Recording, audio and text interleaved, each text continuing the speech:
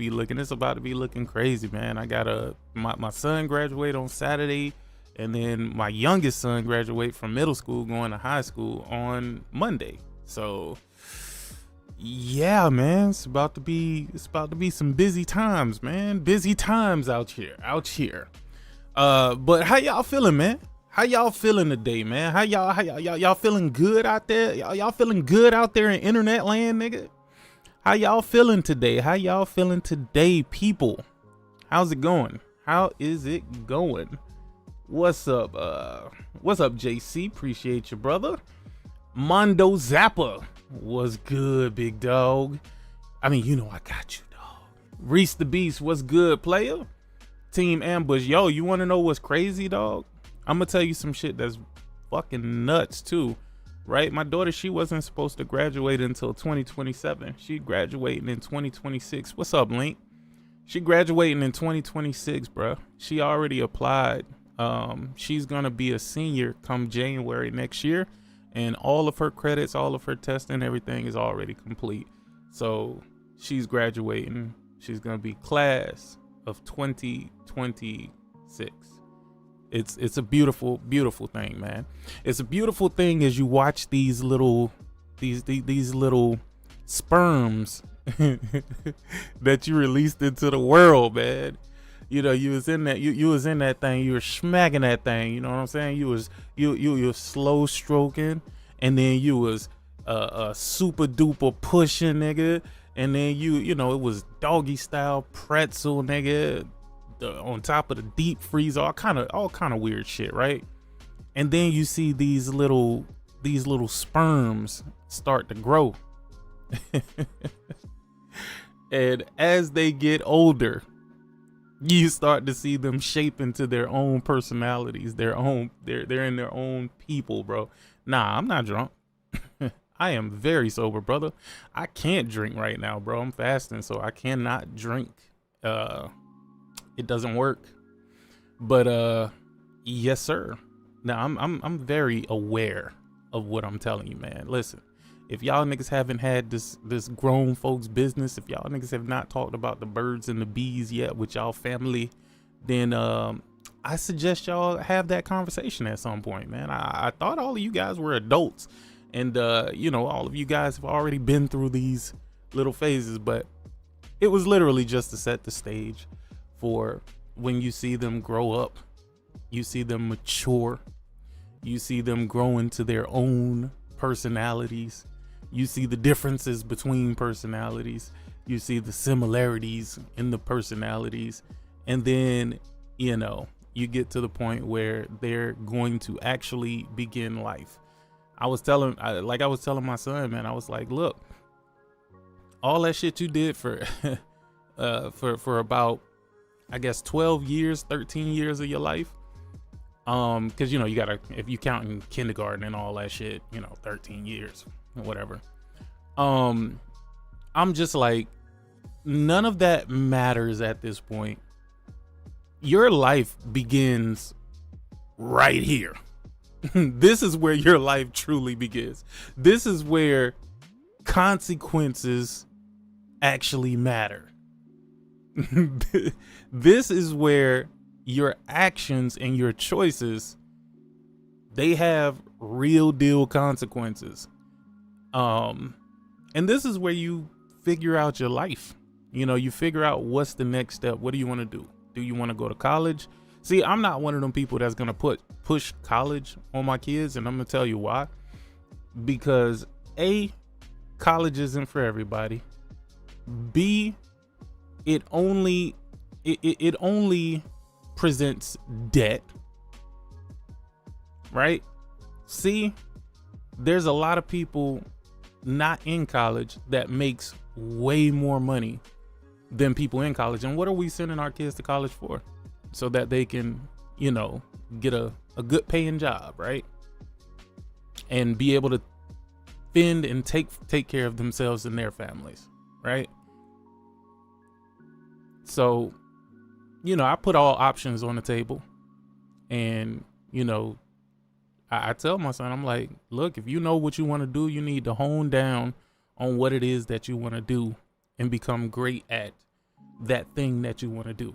If you're into carpentry, if you're into, you know, you want to fix things, you want to be a HVAC technician, or if you want to be in the IT space or whatever, like, you don't technically need to go to college for that. And you can get a very, very good paying job. And all the people with those college degrees and tens of thousands of dollars in debt, yeah, them boys gonna be sitting right next to you wondering, how in the hell am I working next to someone who does not have this college degree? It's an amazing thing. I tell you this, man, I always thought that college was the biggest scam in the world. I'm going to tell you when I really, really thought that college was a scam, bro. I'll never forget this shit, right? I was working for the Geek Squad, right? And there was a guy who worked there with me, right? And I'm talking about bro drove like this nice ass Mercedes, you know, shit looked crazy, right? It looked great. And I said, bro, you are right here next to me. How in the hell? Because when I asked him, I was like, what did you do after, you know, you finished school and stuff? And he was like, oh, well, I went to college and yada, yada, yada. We was just having a conversation and it kind of went that way. And I started talking to him about it and he was like, yeah, man, I got, he had a master's in, I think like computer science or some shit like that. And I said, dog, why the fuck are you working here with a master's in computer science? He's like, bro, other jobs are telling me that I'm overqualified. I say, yeah? I say, what? I said, what? What the fuck is he? I was like, what are you talking about? Overqualified? I said, nigga, you just did all of these years in school. And now they're telling you that you're overqualified? Nigga, what type of shit is that? I was like, that's the craziest thing that I ever heard, bro. And then I started hearing it from other people in different industries. And I'm like, so y'all spent all of this money? He was like, yeah, bro, I'm still paying off my student loans. I said, nah, ain't no way, bro. He was like, yeah, bro, I'm still paying off my student loans. I said, that's crazy. Couldn't be me. I got hella certs, bro, in different fucking disciplines and things, bro. And I pay for them shits up front. Ain't no student loans with me, brother. No sirree, Bob. I remember my wife had some student loans and we paid that shit off. And I was just like, bruh, ain't no way. Not I, dog. Yeah, dog. Being overqualified is fake. Bro, I've never, dog. There's no way on this planet, bro, that you go and spend, because I think he was like, I don't know, like $60,000 to like $80,000 in debt. he was like, bro, he was like $60,000 to $80,000 in debt and couldn't do nothing with the degree that he had. I was like, bro, that's some wild shit right there, bro. Like truthfully, I was like, I felt bad for him. Low key. But at the same time, I don't think he thought it through. That's why, like, as my kids were coming up, I always asked them what it is that they want to do. And I ask them all the time what it is that they want to do. Because, you know, kids coming up, they're going to change their minds so much. They're going to change their minds so often that, you know, I want to see what is consistent in what they're saying that they want to do. And there has been consistency in my son saying that he wants to do something IT related. I don't know if it's because of me or whatever. Maybe it's something else. I don't know what it is. My daughter, she wants to be, I think, like a veteran, she said a pediatrician or either a veterinarian. I know I've heard both of those. And but the thing is though, I think she has an actual plan, and she wants to try the college thing. And I'm like, hey, I got your back, and I don't try to discourage anything, especially if they've already thought the situation through. So if that's what you want to do, that's what you want to do. I got your back, but we'll see how that pans out. And then my youngest son, he want to be everything and nothing. He want to be everything and nothing, bro. Well, you know what, Future Element? You know why I think a lot of people, they are groomed from a kid to have this idea that once you finish school, the first thing you need to do is continue school, right? And college is truly where you're supposed to figure yourself out and figure out what you want to do with the rest of your life, right? Like that's essentially what college is for. But the thing is, just like any other thing, if you go in without a plan, you're going to end up wasting a lot of time. So, you know, it's at this stage, at this point in life, you got to think everything through. You got to think of the possible ups and downs that are going to affect you no matter what the choice is that you make. I don't know if y'all do this, but I know I do this, right? Before I make a decision to do anything, I think of the pros and the cons. I think, okay, well, if it goes bad, then I need to do this. If it's great, then we'll continue doing that. And then I'm going to do this until XYZ. Like, I never go into anything without a plan. Everything that I do, it's already planned out how I'm going to proceed forward. And I don't know, it's worked for me. I don't know about other people, but I'm pretty happy with how it turned out. Not gonna lie, college worked out for me. Getting my master's is how I got my job, but it's not for everyone. I 1000% agree with that. The reason why I agree with that is because it depends on what your focus is. It depends on if you understand why you're getting the degrees that you're getting, because a lot of the times people don't understand why they're getting certain degrees. You got some people who are just career students and they just love being a student. I don't know why. They get a lot of they go to school for very long periods of time. They get a lot of degrees and really don't put any of them to use. Again, that's not everybody, but hey, it is what it is, man. I truly think college is for you to figure out yourself, because I think going into college, nobody knows exactly what it is, right? They don't know exactly what they want to do. A lot of people, when they get to college, they think they want to major in one thing, and then they're gonna minor in this, and then all of that shit changes.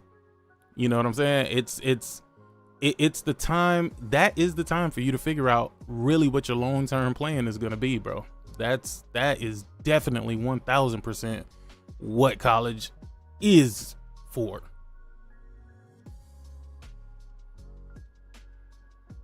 I mean, yeah, because I don't think a lot of kids nowadays got vision, man. That's the one thing that I see. A lot of them don't know how to do a lot of things. They don't know how to do a lot of simple things. They don't know how to do a lot of basic things, and it fucks me up, dude. I'm like, dog, these devices have really messed up the development of kids on a major scale. You would think social media would make you a more sociable person, but it really doesn't. It really doesn't. From what I see, it makes them more antisocial than anything. It's the wildest thing ever, man. But let's get to it, man. Let's get to it. Let's get to the nonsense in the gaming industry. The first thing that I want to start off with today, man, is wondering what the hell is going on with Mindseye. Right now, hold on. Y'all might not know what I'm talking about, or you might think you know what I'm talking about, but I can guarantee you it's not what you think. What I'm talking about is this weird perception that has taken place, and these people who are just like slandering this game rated M for mature to the point where it doesn't even seem legit. Like their concerns and complaints and all of this shit seems more like they are just trying to slander the game than anything, and it comes off fucked up as hell. What's up, SN Kev? What's good, my boy? How you doing? But Mindseye introduced a video, and I'm not gonna lie, the shit got me hyped, bro. I can't wait to play this fucking game. You know what I'm saying? But that's just me. I play what the fuck I want, bro. I don't follow the hive mind. But let's watch this shit. Let's go over this shit real quick. Mindseye. Your story takes place in the city of Red Rock, a desert metropolis where corporate greed and political ambition are in constant friction. In a future that's closer than we think, technology takes care of almost everything, so we don't have to. Of course, sir. Artificial intelligence connects every device into one all-knowing system. But you are not part of the system. You are Jacob Diaz. What starts out as a personal quest as you step into the lead role in a conspiracy involving criminal forces, an unchecked military, and a threat so sinister it endangers the survival of humanity.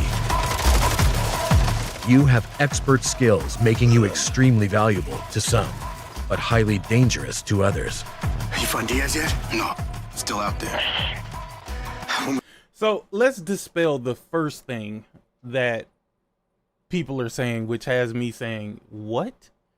Like, really has me hitting them with the side eye, like, nah, y'all niggas is, y'all wildin', bro. Y'all fucking wildin', dog.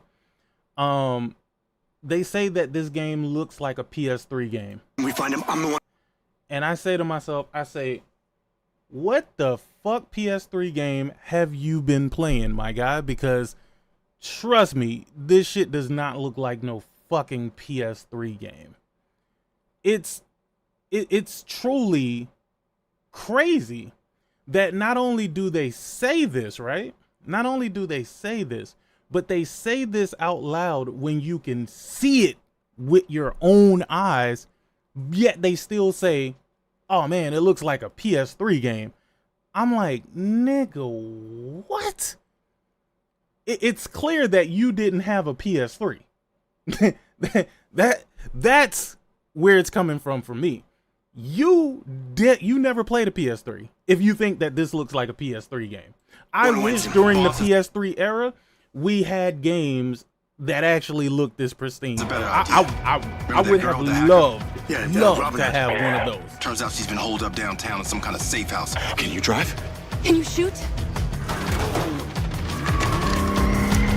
Not only does this look like a futuristic sort of GTA-like or GTA-esque game, it looks like it's gonna have a decent fucking story. I mean, I'm like, dude, y'all ask for different, but then y'all tell everybody that everything is trying to be everything else. And I don't think that this is trying to be GTA, bro. I really don't. This ain't even really from what I can see, it doesn't feel like it's an urban-esque game or even focused on what GTA focuses on, man. It's a more futuristic, a more, I won't say cyberpunk-ish because I don't see them really modifying the body much, but I can still say maybe a cyberpunk-esque. And I'm not talking about the game. I'm just talking about what it feels like. That's what I'm thinking. What it feels like. And I'm like, why wouldn't you want to experience this? Why are you telling people not to buy this? Why are you telling people not to play this? The same thing is, why are you telling people about previews, right? And saying that the preview runs bad when there's no way for anybody to verify that. There's no way for anyone to verify that. And I'm pretty sure that there's going to be review copies out in the wild and shit like that. But how is it, and just explain this to me for a moment. Matter of fact, explain it to me like I'm a kid. Explain it to me like I'm 3 years old. You got games that come out. I'll use Elden Ring. And we're going to get to Elden Ring. But I'll use Elden Ring as an example where you could visibly see the game ran like shit. And yet somehow, some way, you didn't hear people bashing the game for that very particular reason. I'm talking about they were getting 10s across the board when the game ran like fucking doo-doo water. It ran like fucking doo-doo water, bro. And it didn't look very good either. And again, this ain't for me to bash Elden Ring. This is for me to ask, what the fuck are we? This ain't got shit to do with Sony. I don't even think Sony got no deal with Mindseye. This is bigger than like a console issue. What the guy said, and we'll get to what he said, and it makes perfect sense to me. These folks are they're paid to spread this misinformation. And again, what I've been noticing on Twitter, and y'all gotta really, really see this shit for yourself. One person, one Twitter account says something, and then every single, you see a whole bunch of accounts retweeting the exact same shit. And it's like clockwork. And y'all, first of all, you know that the same person is running a lot of these accounts.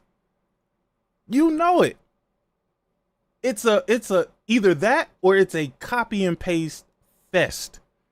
It's a copy and paste fest. But I don't believe that. I just believe that the same person is running multiple big accounts. Because it's like it's on a schedule. It's like these tweets are on a schedule. You see one pop up, and then the next, and then the next, and then the next, and then the next, and then the next, and they're all repeating the same talking points. I seen it when it came to Mindseye. I seen it when it came to, get this, we know that PlayStation does the days of play.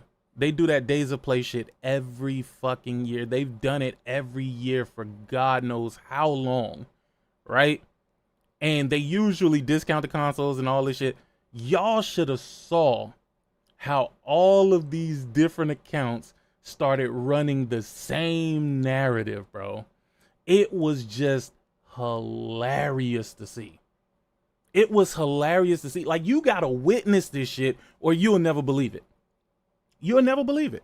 I totally 100% believe that dude when he said that these accounts are being paid to spread this hate. And I believe that it's absolutely true. What other reason is there to hate on this game? This game is not officially tied to any platform. There are no special versions of this fucking game. There's no special DLCs or nothing for this game.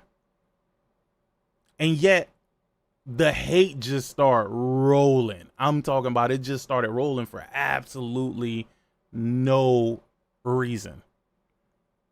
for absolutely no reason. And I truly don't understand it. I can't explain it. If people are doing this for free, then goddamn. But I'm going to tell you what this is functionally doing. It is not helping the gamers at all to any degree. It's not helping any subset of gamers. It's not helping any gamers. It's literally only hindering the hobby. That's all it's doing. It's literally putting people's years and years of work and treating it as some arbitrary thing. And then when these people lose their funding, when they lose their money, when they lose their jobs, then these same fuckers come back and say, oh my God, why did the publisher close down the studio? Like, that's the shit that they do. And it pisses me off to no fucking end. I'm talking about when I say this shit makes me mad, it pisses me off to no end. I've seen it happen so many times. I'm talking about you'll have a perfectly fine game. The game is good. They'll bash the game. The game will, they'll all give the game these crazy ass low scores, right? And then the studio gets closed, right? Because they don't hit their metrics or whatever the case may be. They don't hit their sales quota or whatever it is that they're trying to target. They're not hitting it. They're running out of funds. The studio closes. Then everybody look around like, oh my God, what is happening? Oh my God, I don't like what's happening in the game industry. These studios, oh my God, these publishers, they're just so greedy. They're just so greedy and want to see like, come on, dog. Like, why are we even? Yeah, that's a prime example. Akuma, that is a prime example. The Order 1886 game was absolutely fantastic. Looked extraordinary for its time. Was a pretty solid game. Of course, it did have its repetitive moments, right? And it wasn't a very long game, which doesn't seem to be a problem nowadays, which is funny as fuck, right? But they bashed that game to no end. They scored it so low that it made no fucking sense for a fully functioning, working, fully developed, complete fucking game. It just didn't make any sense. We saw them bash that game to hell, and now all of the same people who bashed this game to hell, oh my God, they were working on a trilogy. Oh, really? Working on a trilogy, you say? Working on a working on a trilogy, you say?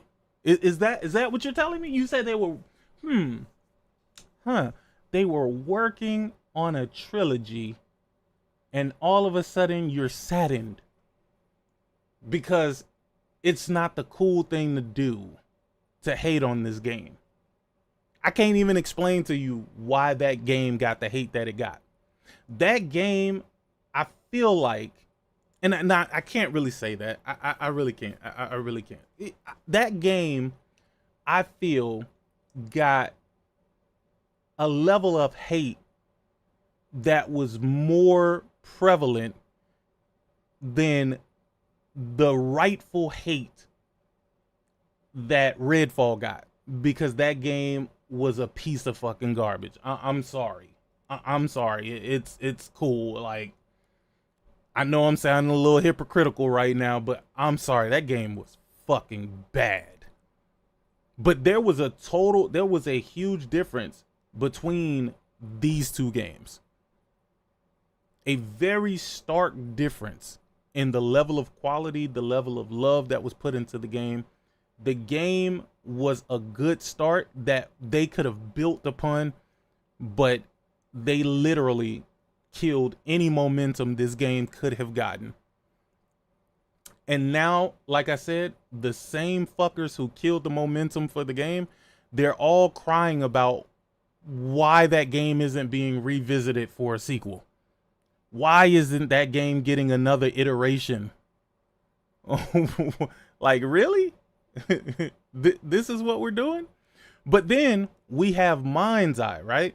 We have Mindseye, which you can't pin this on any specific scenario except for GTA releasing. I seen a lot of accounts that were reposting like Take-Two shit and GTA and Red Dead Redemption. All of a sudden, them people hate this game. They're telling you to not buy this game. They're specifically saying don't go and buy this game. But y'all telling me it's a coinky dink? And maybe the game is just bad. Maybe the game just has performance issues. Maybe it like is that really what we're saying right now? Are we really gonna say that? Even though it's very clear that the accounts that are mad are stan accounts for like Take-Two. In most cases for Take-Two. And then generally speaking, you got people who believe whatever the fuck they hear. No source. No actual fucking source. Not one actual fucking source. Somebody just put out and said, oh, well, we played the previews. It's a bad game. And all of a sudden, everybody ran with that logic that, oh, it's a bad game because somebody played a preview somewhere. We don't know exactly who that is, but we're so fucking stupid and don't think for ourselves. We're just gonna run with it. I'm like, please show me a source that could tell you that they actually played this game and they actually had these fucking issues. And they actually had these issues, bro. I'm like, what the hell, bro? I'm like, and my thing is, like I said, when it comes to Mindseye, I'm fully focused. I'm fully locked in. That game is mine. Can't wait to fucking play it. I don't give a fuck about none of this shit. Not a single iota of any of this bullshit. Because in a couple of months to a fucking year, you know what's gonna happen? If the game fails, which it likely will because of the super fucking hate machine that's behind it, right? When the game fails and the studio gets announced that it's going under and all of this shit, right? You're gonna have people who say, well, you know what? Mindseye really isn't that bad. It really isn't that bad of a game. I mean, to be honest with you, I had a lot of fun with it. And these are the same people. These are the same people who telling you right now at this point, that you shouldn't play this game. You shouldn't even attempt to play this game. I said, what? I said, what? Like, Jesus Christ. Like, I to be honest with you, man, I just think it's funny as fuck. I'm sorry, I do. I just think it's funny as fuck. We go into this revolving circle. Like, this ain't the first time this has happened. You mean to tell me all of these smart ass gamers, right?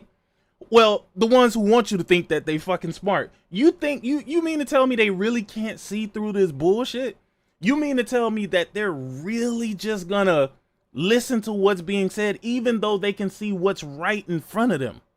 I'm like, dude, this game looks like high octane fucking action, dog. It looks fun as fuck, bro. Like, what are we talking about? Nigga, the same people who play GTA are talking about driving mechanics. They're talking about driving.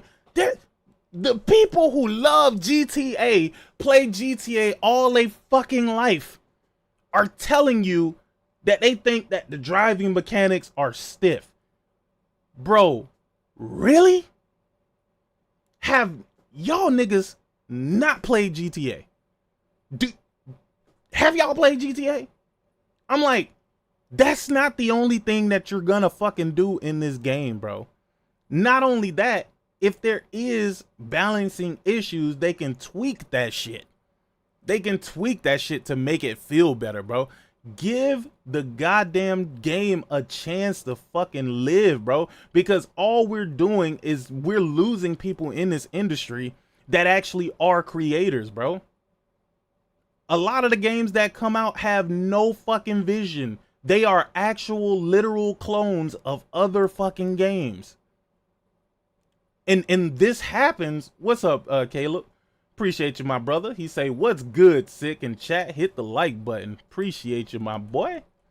Appreciate you, my boy. Shout out to my man SN Kev. He say, what up, my brother? Sick and crew. What is good, my boy?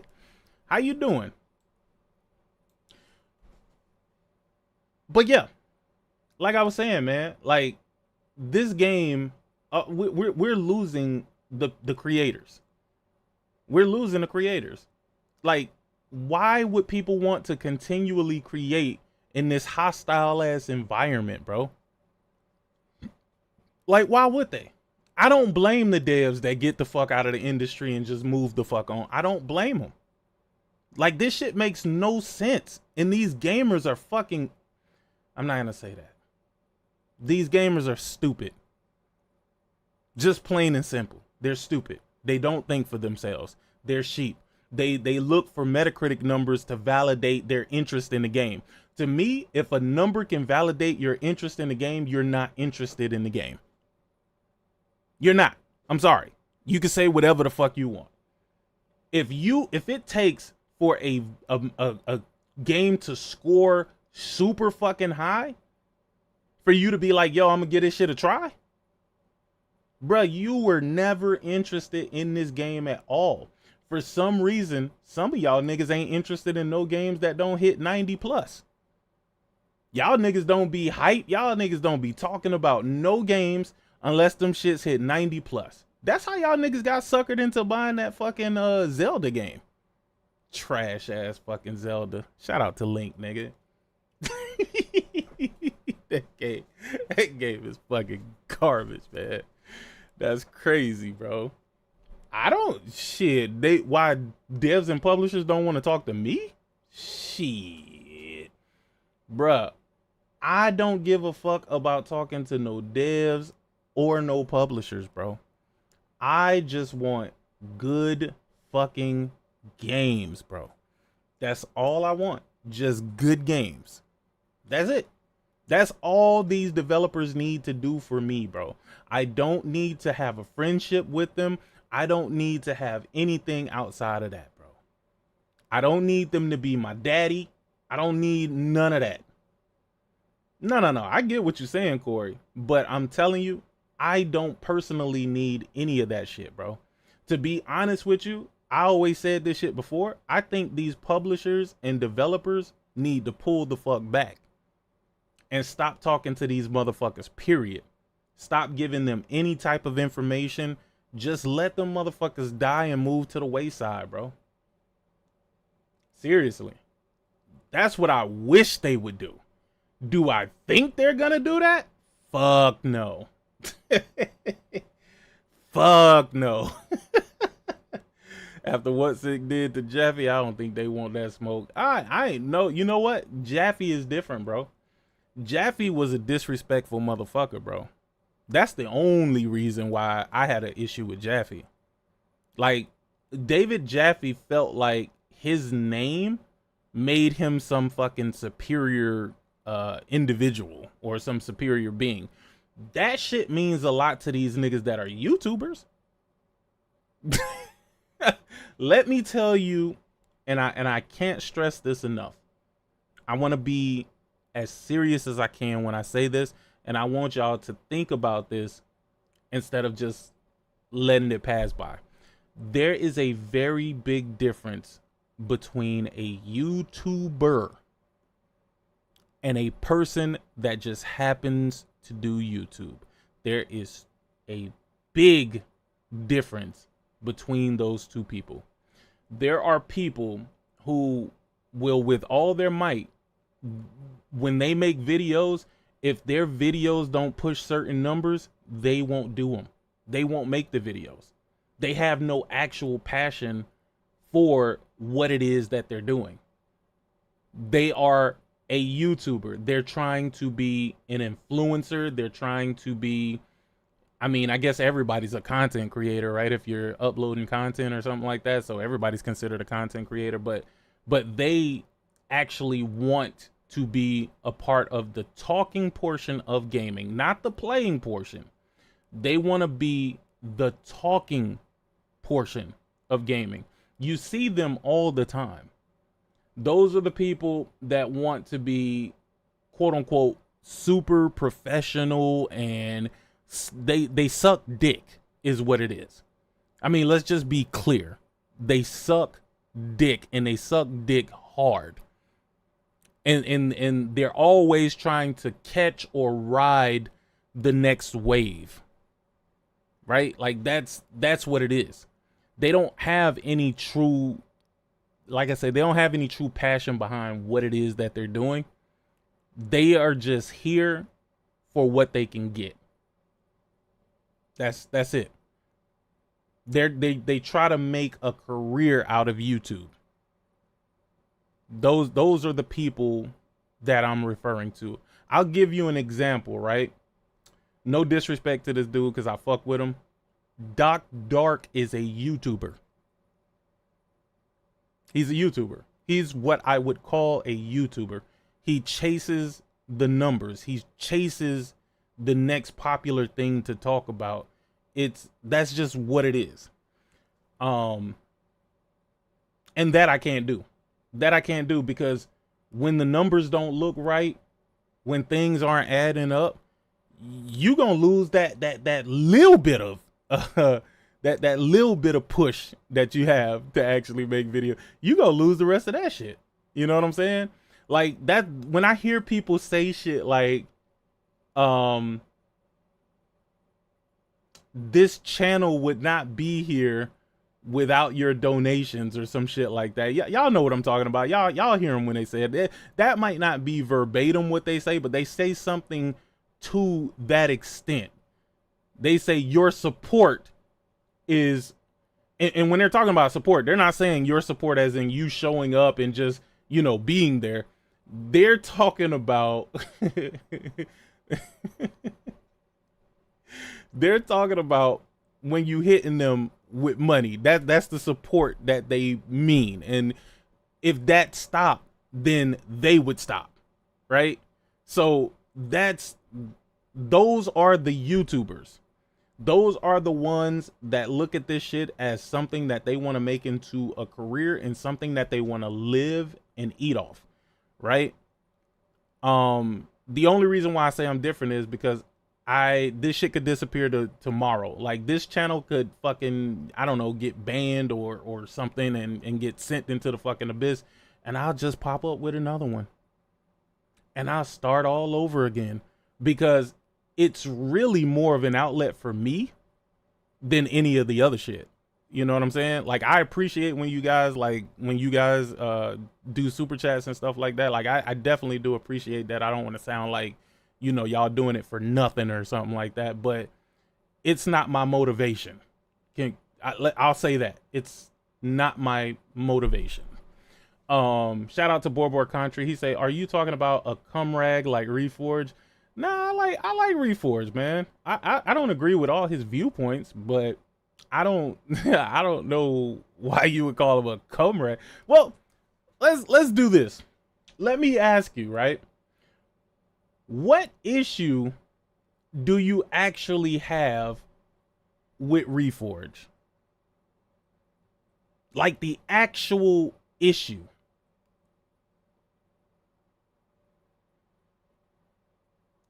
The actual issue. Whenever you get some free time, just put it in the chat. It's all good. Yes, content creators are slaves to their communities. Yeah. The worst thing that happened to gaming was niggas being paid not to game.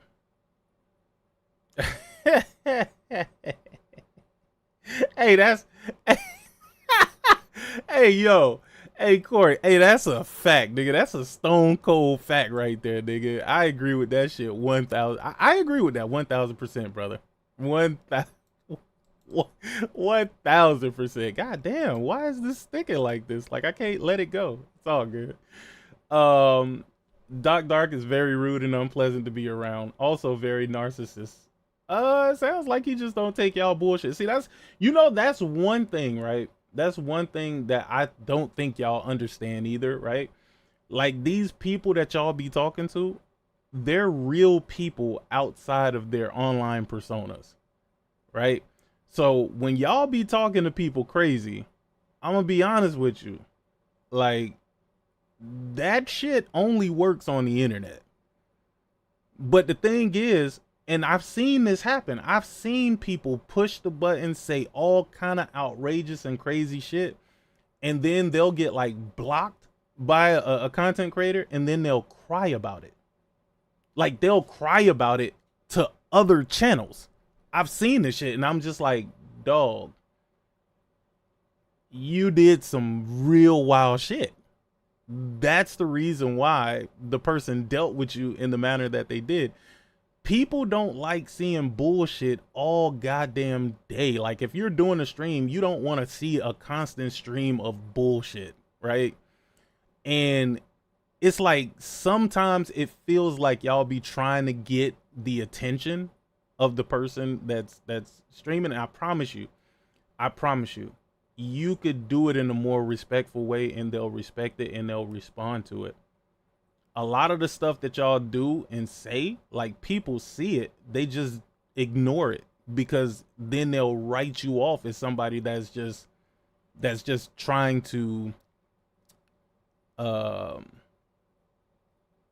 don't want to say start shit, because that's not really what I'm looking for. You're the person that's just trying to, I guess, throw off whatever it is that they're trying to present, right? So they might be talking about a particular topic. You might not want to hear that topic, so you start saying some crazy shit looking to get a response from the person that's speaking, yet they don't want to hear it anymore, or they don't want to see it anymore. Then they block you. But then you go to somebody and be like, oh, he was a bitch.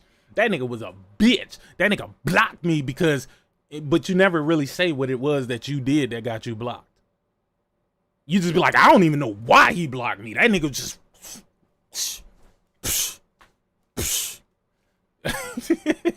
I don't know why he blocked. Here's the thing, man. Look, I'm not here. I'm not a Reforged defender, right? Like that's not my thing. Like I've never had two words with the guy. But when I watch certain things, you know what I'm saying? When I watch the stuff that he does, I might catch a live stream. I might like just pop in and just kind of listen for a little bit.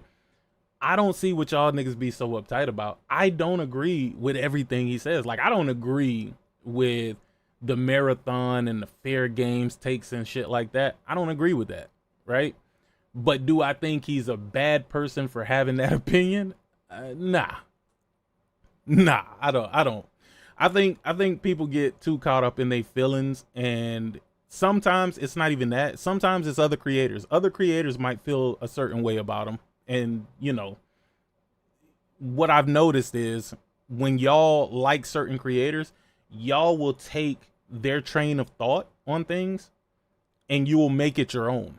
So you might not actually have a problem with them, but you heard that somebody else got a problem with them. So now you got a problem with them. I don't, nah. Nah. I don't know about any of that. Here's the thing.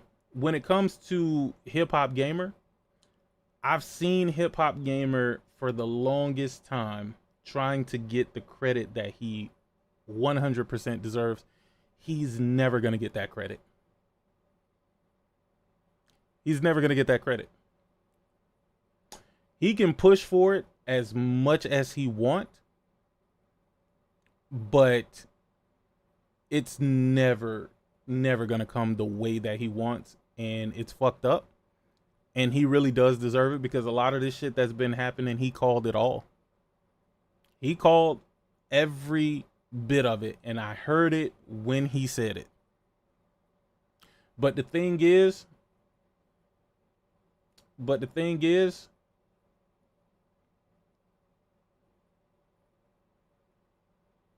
I don't think he has a big enough voice.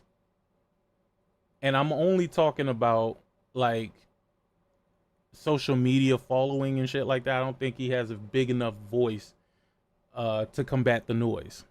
Right? There's a lot of people that's out here taking credit for things that he predicted back in 2020.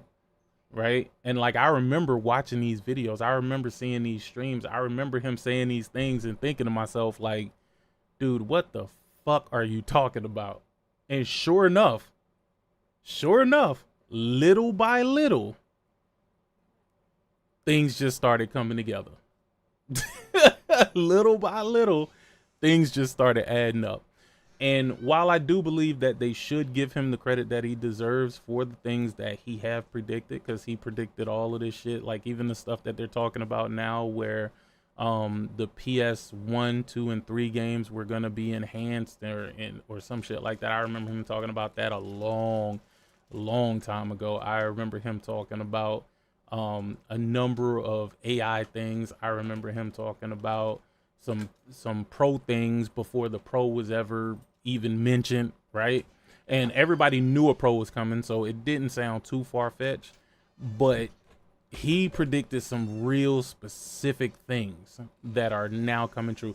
There was one thing that he predicted, and I don't know if that's ever going to come to fruition, but he said that it was you was going to be able to, like, I think, smell what you see, or you're going to be able to, oh no, he said hot and cold.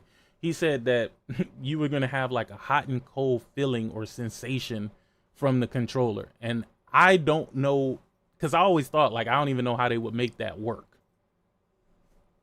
I don't even know how they would make that work for real. But he's definitely been 100% right. And I always give people their flowers when they're right. Even when I don't agree with their ass, I'll still give them their flowers when they're right, because it is what it is, man. It is what it is. I think more than anything, if Reforged Gaming is getting some pushback because maybe he said some things, or maybe he's crediting other people for some of the rumors that Hip Hop Gamer was accredited for, I think what Reforged Gaming need to do is do his research. It's very easy to find. Everything that he said is documented, and it's not that big of a deal. But if you want people to respect you, then you have to respect other people. So, you know, it is what it is. I think the right thing to do would be to give him credit for whatever it is that he's saying that he deserves credit for, because he come with receipts. He got videos, like I say, if you go to his channel, he got videos for everything. And if you are a person of integrity, I think that should be important, that you do put the right names out there and not give somebody credit for something that they knew nothing about. I don't know. It's this one dude. It's this one dude, bruh. I think that nigga name is like Astro Borg or some shit like that. That dude is a fucking nut. And when I say a nut, yo, his mom should have probably swallowed him for real, dog. That dude is wild. I don't know what sort of obsession he has with Reforged, but that is an unhealthy, that's an unhealthy obsession, bro. Like, it's not even funny, right? Like, you know how sometimes you will see some shit and you'll be like, haha, yeah, that's wild. Like, when you see this looks like he might need to get a restraining order from this nigga. Like, he might need to look into something, because that dude is a virtual stalker, and it is insane. It is absolutely insane. I don't agree with following anybody around the internet the way he does. that cannot be good for him, dog. Like he might really need to get a checkup or something. That dude is wild. He is an absolute fucking nut, though.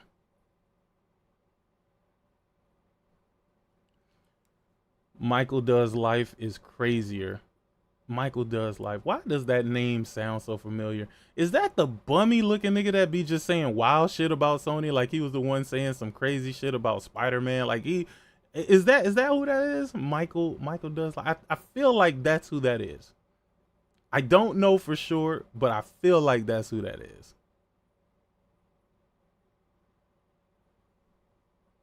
Yeah, he just hates every game. Yeah, okay. That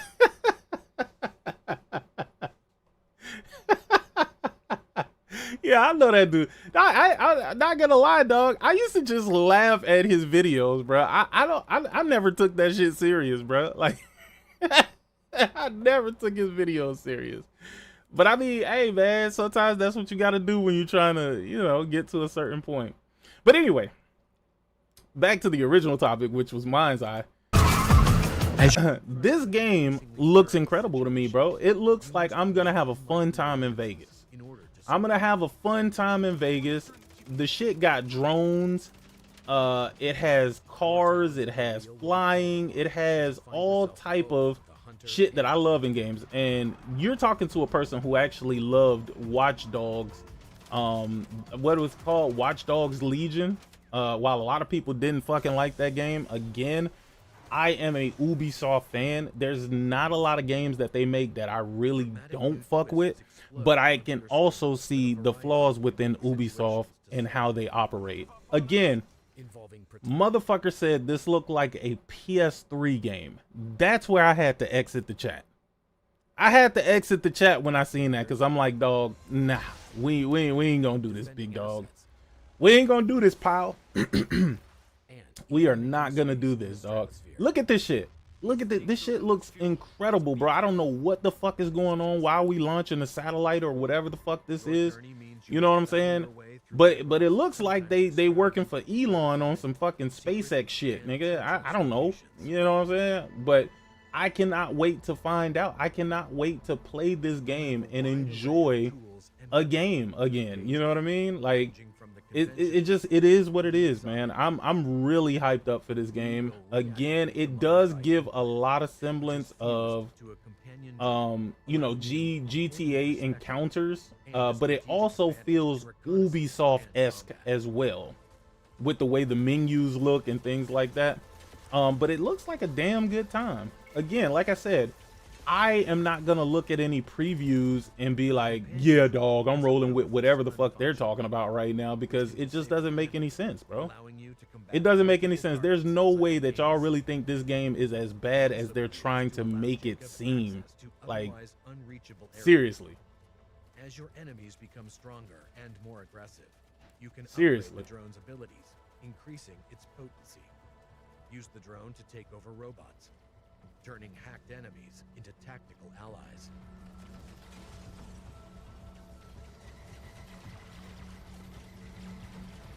Yo, and you could have a robot as a fucking ally, nigga, fighting next to you, bro. Not only that, they're about to launch this shit with an online multiplayer game, bro. I'm telling you, I have to feel like there is. I think that the guy's claim has to be legit. It has to be legit in what he's saying, because there's no way this game is just getting that much hate for absolutely no reason.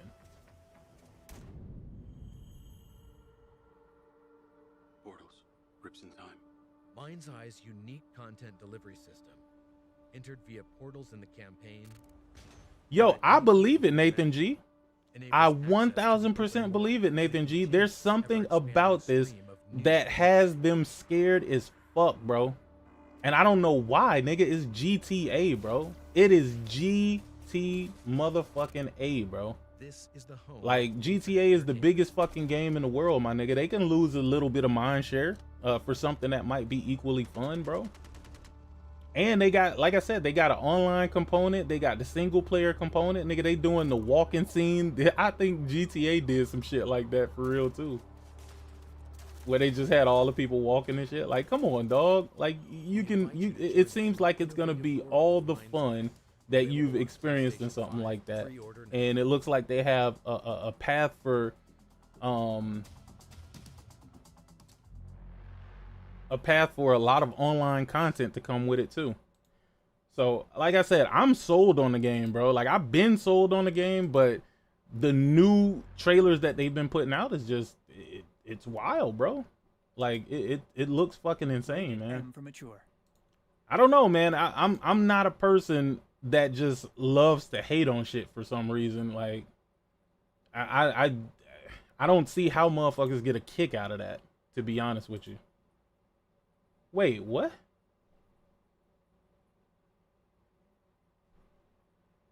Oh yeah. Yeah, I knew about this. PlayStation 30th anniversary customizations return in a new PS5 system. Nigga, they should have never left, bro. Like, what are you talking about? They return. Update. Get ready to relive the nostalgia with classic designs for the PS5 UI, honoring the iconic PlayStation, PlayStation 2, PlayStation 3, and PlayStation 4 consoles. This feature, called Appearance, can be accessed under the settings menu. Just head to System, Appearance, Appearance and Sound to bring back that retro look and feel. Head to PlayStation blog to read more. Dude, I have to ask, like, whose idea was it at PlayStation to say, hey, let's give these people these cool ass themes and also these startup themes, and then after about, I don't know, a week or a month or however long it was there, yo, we're just gonna take them away, dog. we just gonna take them back. Like, they don't need them anymore. Like, I wonder whose fucking idea was this, bro? Whose idea was it? Like, I don't, why would you have us beta test themes, bro? Like, what the fuck is going on at PlayStation, bro? Shout out to More Country. He says, what does bigotry trumps logic mean in general? Huh? Oh, bigotry trumps logic. Okay. I see what you're saying. What does bigotry trumps logic mean?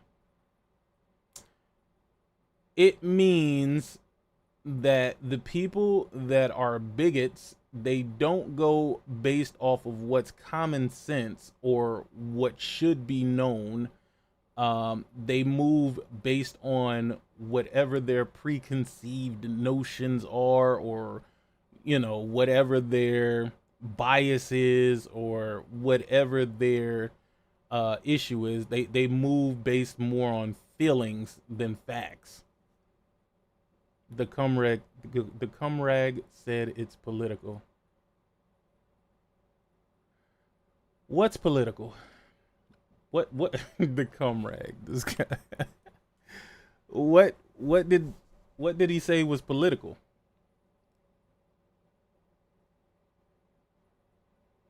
He said, I'm talking about the president. Oh, no. Nah, that's not how I read that. Oh, gotcha.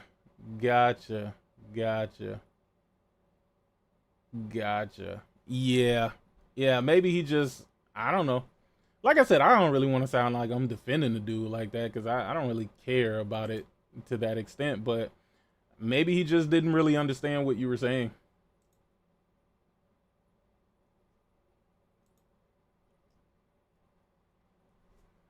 All right. So, I have a question, and this question is for all of the fans of Elden Ring.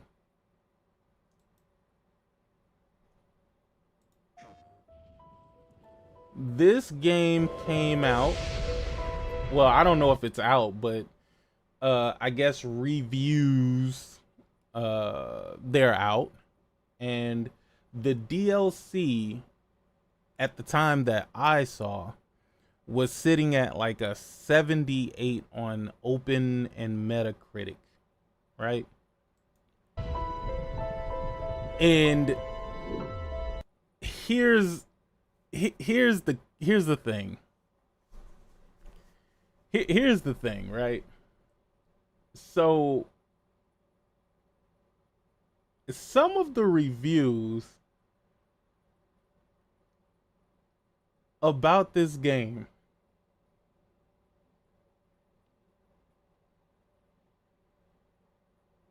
I think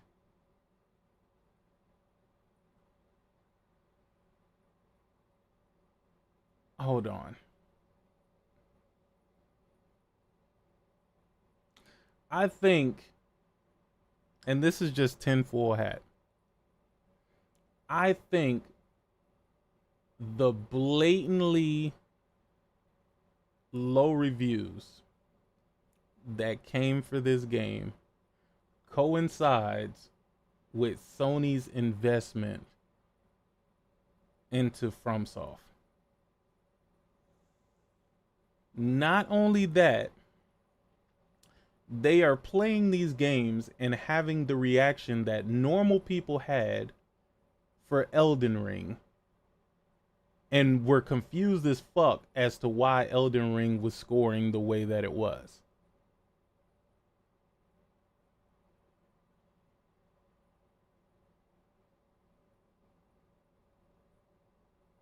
So, normal people who played Elden Ring said the game didn't really look that great. The performance was garbage.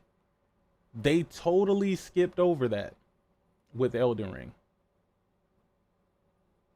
Again, I totally believe that the only reason why Elden Ring scored the way it did is because they were trying to knock down Horizon Forbidden West, which was releasing around the same time. They only scored it and dismissed everything wrong with it because Horizon Forbidden West was releasing.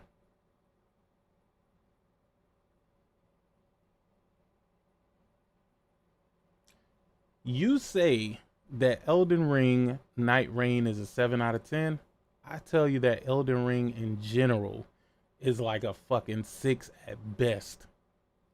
Like a goddamn 6 at best. The game isn't broken, but it wasn't fucking great. It wasn't spectacular. The story was all over the place. They say there's a whole bunch of character building. Like, I'm like, dog, stop. Just stop. They talking about it's the best RPG of the generation. No, it isn't.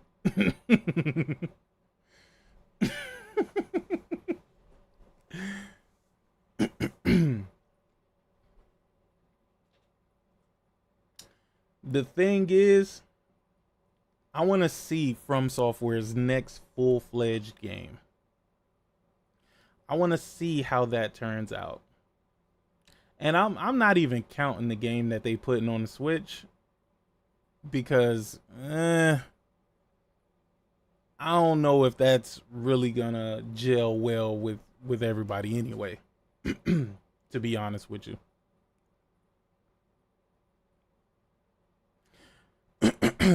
Well, here's the thing. I don't score any game a 5 out of 10 or less that isn't severely broken. This game wasn't severely broken. It was a competent game.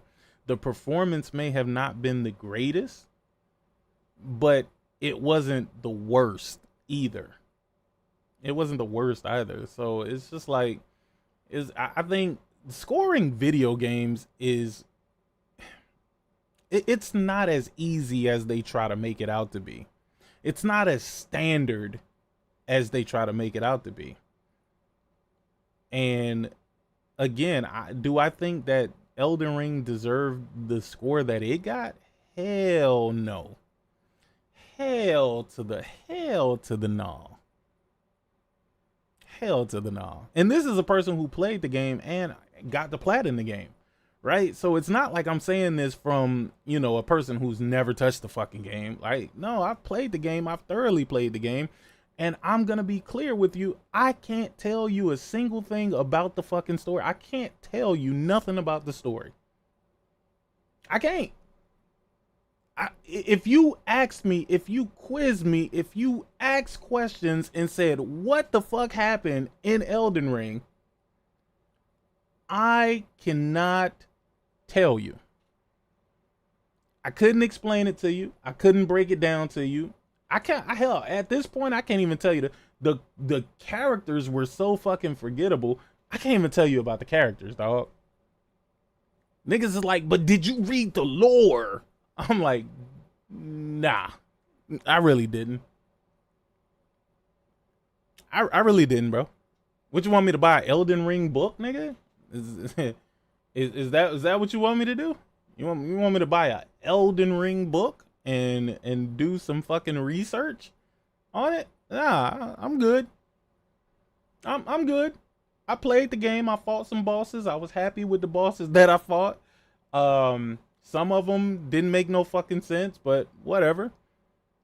And that was the end. But past that, if we're being realistic, I cannot tell you a single fucking thing about the game. And I think anybody who tells you that they can and tells you that they learned a lot from the game just by playing it, I don't believe you. I don't believe you. Nigga, did you have a notepad with you as you were traversing these dead lands? Like, how?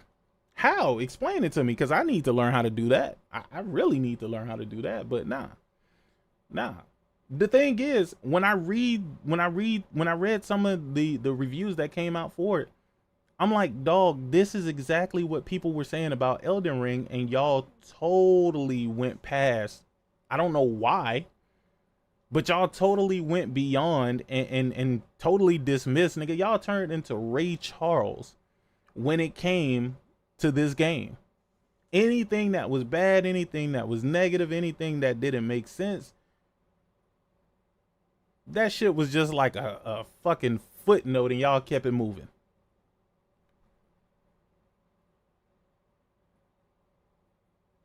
Crazy. Nah, this is, I don't know what to tell you, but wasn't interested in this DLC. I know some people who like this game, and I think that if you do like this game, you should definitely pick it up. I don't think it's something that I want to revisit, so I think I'm cool on it, but I don't ever want to turn people away from something that they're excited to play. I mean, you got some people who are excited to play this fucking Switch too, and good Lord, ain't no way, dog. I would love to see Sony really truly get away with some of the shit that Nintendo gets away with, bro. I would love to see this shit in action, bro. If Sony would have put out a device that was the equivalent of the Switch, bruh, talk about a bad day. Talk about a bad. But you know what? You know what's even crazier though? The crazier part about this is I don't think a lot of people are hyped for the Switch 2 either though. I didn't see any real buzz. Of course, you see the stuff from the fanatics, right? Like you see the stuff from like the Nintendo creators, right? You see the stuff from the people who stand to profit from Nintendo. But yeah, I don't really see like everyday customers like, yo, man, can't wait for this thing to drop, dude. Can't wait for it to come out, man. And I'm still sticking by, I don't think that the Switch 2 is gonna do as well as the Switch 1. I don't see it. I don't see it. I don't see it happening, man. I think the people who are diehard Nintendo fans, they are going to be intrigued. They are going to purchase it. They are going to hopefully enjoy it. But for everybody else, it'll be like an afterthought. It'll be like an afterthought, bro. You paying $450 for another Switch. That's crazy. Well, $499 for the people who get the bundle. That's crazy to me. That's absolute crazy talk. Absolute crazy talk. Could not be me. Sorry. Unfortunately.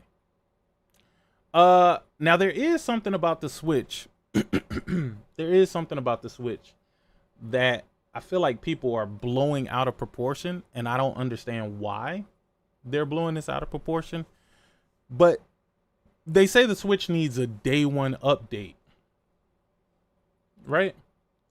They say the Switch needs a day one update, and it cannot play any games without that day one update.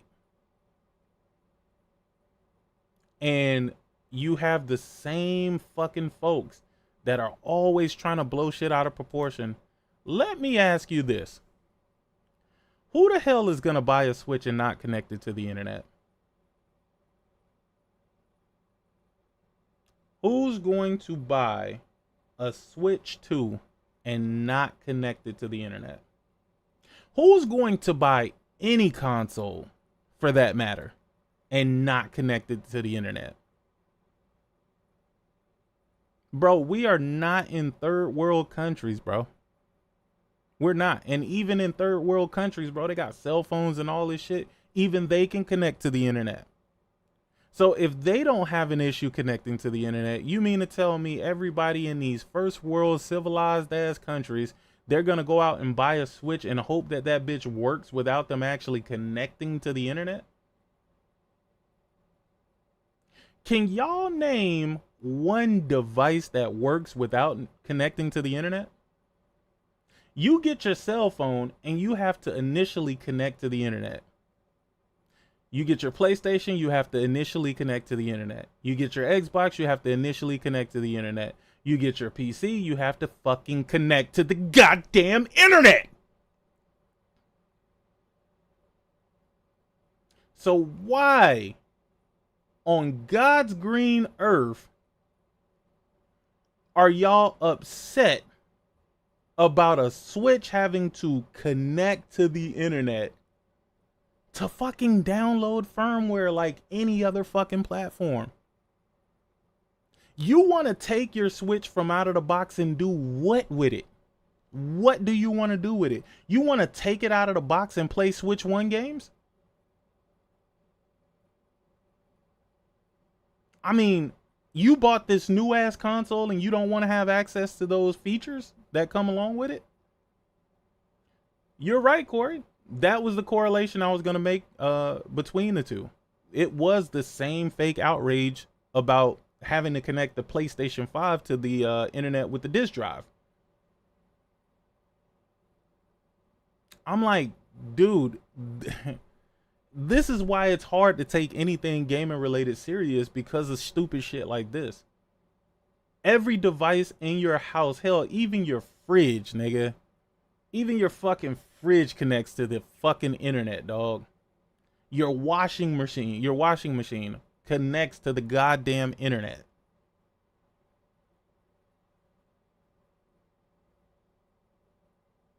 Like, let's stop pretending like y'all are buying these devices and never connecting them to the internet. Those devices have to talk to the servers of the corporation that just sold you the device. Get you the latest software so your shit is up to date. This is not 1992 with a goddamn Game Boy, nigga. That is not what this is. That's not what this is. Y'all might as well get past that shit and get over it, bro.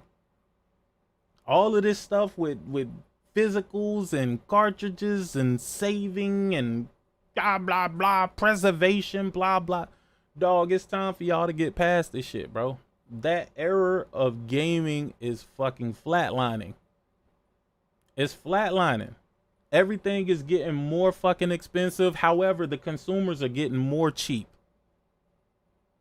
The consumers are getting more cheap, bruh. Y'all want them to keep spending more and more money to put these games on these goddamn devices, but y'all want them to keep the games the same prices too. You want the game to be the same goddamn price.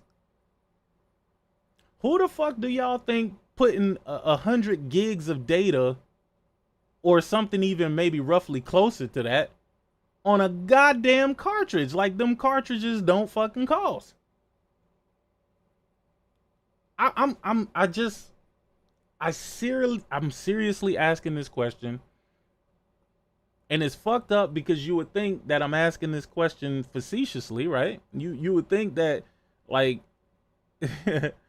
this must be a joke, right? It's not. It's not. When you got people crying about $70 games, $80 games, I have to understand the logic in that when people buy full collector's editions for like $300. I'm like, dog, y'all are buying collector's editions for like $300, dog. Y'all are buying multiple controllers. Yeah. Like, y'all are buying multiple consoles, multiple controllers. But when it get to the games, oh nah, that's too expensive, big dog. That's too rich for my blood. Y'all some of the wildest niggas I've ever met, bro. Y'all niggas is wild, bro. Y'all are wild, bro. Lil Timmy still need to eat, I see. Lil Timmy still need to eat, bro. Just imagine somebody buying a PlayStation and not being able to feed their kid, nigga. Like, that's where we at in life. That's where we at in life, nigga. You went and spent $500 on a console, which is only going to get more expensive. You spent $500 on a console, and then you realized you needed to feed your kid. That's crazy work, bro. That's crazy work. Y'all are some amazing motherfuckers. Get this work. I'm a cheap bastard. Hey, you said it, I didn't, buddy. You said it, I didn't, buddy.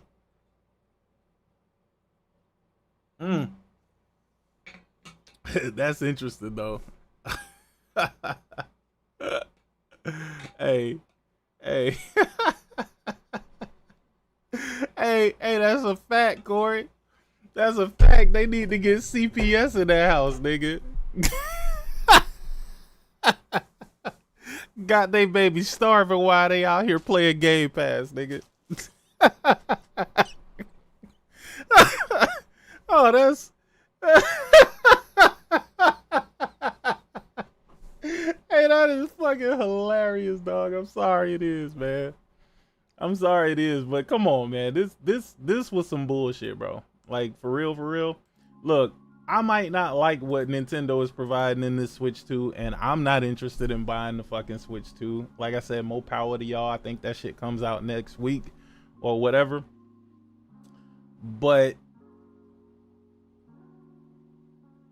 trying to make this a reason not to purchase the damn device is just stupid. It's stupid, man. It's so stupid to me.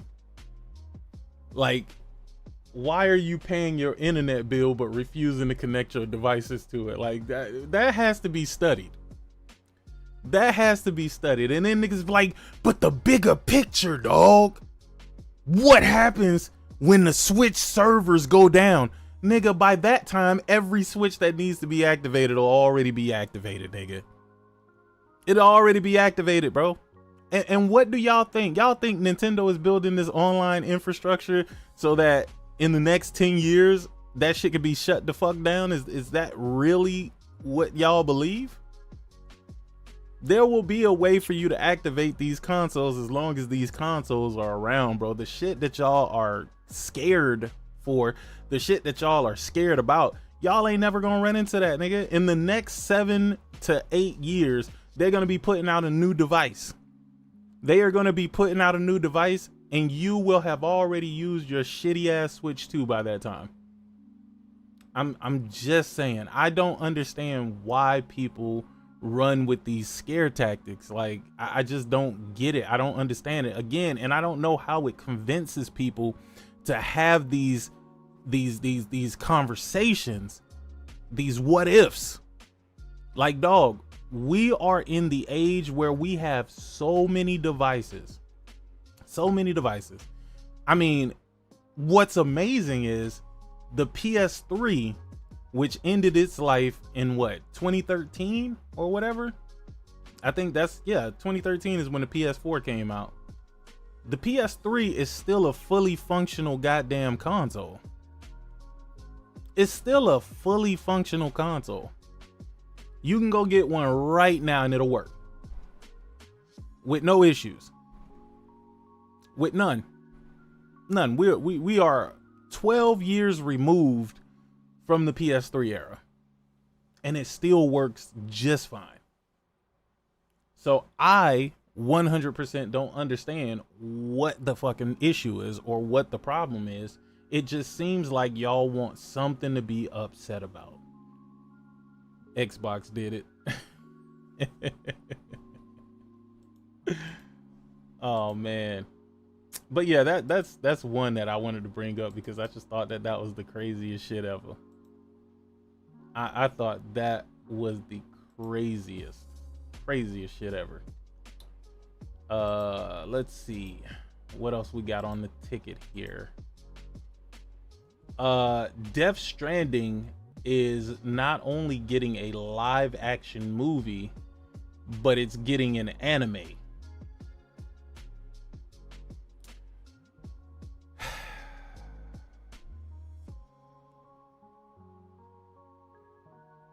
I'm gonna be honest with you, and now is the time that I'm gonna have a talk about these goddamn live action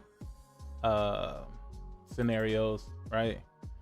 I'm one of the few people, apparently, that watched the season 2 of The Last of Us, and I actually enjoyed what they offered for the season 2. Again, I will never get past the character casting. That's never gonna happen. Bella Ramsey is not fucking Ellie. She doesn't look like Ellie. She barely acts like Ellie.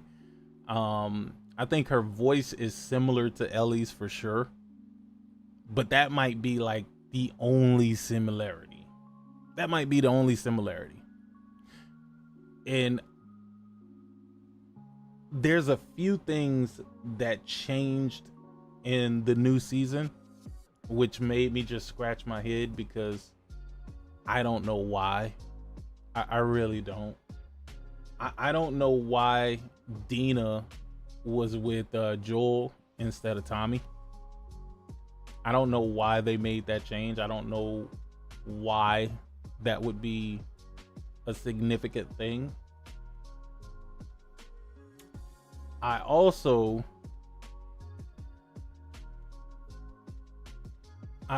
think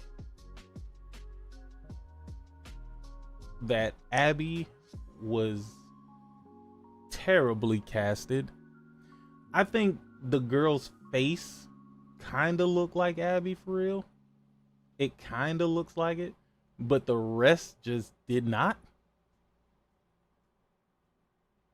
The rest did not look like Abby. I like, you get a totally different feel. If you are a fan of the game, you probably had a lot of issues with the show. That's just plain to see, right? Like, I try to give them grace and, you know, try to kind of see what their vision was for the live action show, but a lot of stuff changed that didn't really need to change, man. And I just don't understand it, bro.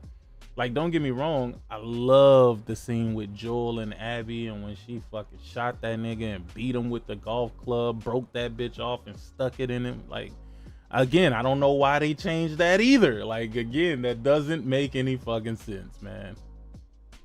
I it doesn't make any sense, bro. Like,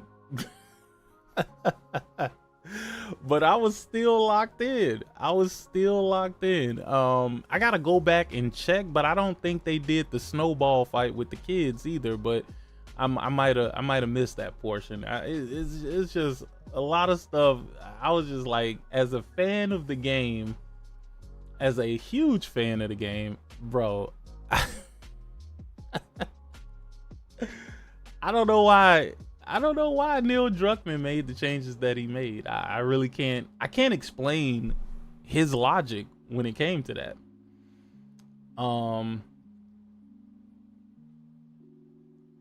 But overall, I definitely did still enjoy it.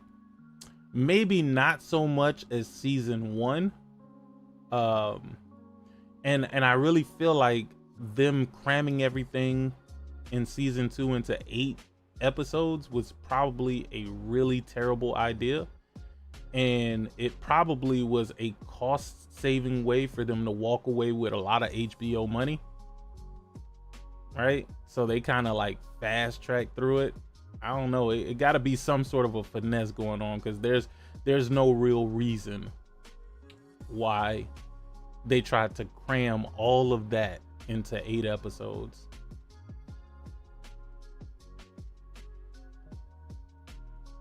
The show isn't for me, and that's okay. It got people who weren't into the game, so it's a win. It's a win to me. Yeah. And apparently, this is a statistical fact, directly from Sony. But Sony said that during season 2, Last of Us Part 2 sold an additional 2 million copies. So that isn't bad, and I guess their television theory is working, and it is bringing in a wider audience, but I just don't think the execution was the greatest for season 2. Like I said, I still enjoyed it. I do like the things that they opened up. You know what I mean? There's a lot of things that I did like about the show. So I'm not mad at it, but I do feel like it could have been different. And let me tell you what Neil Druckmann did.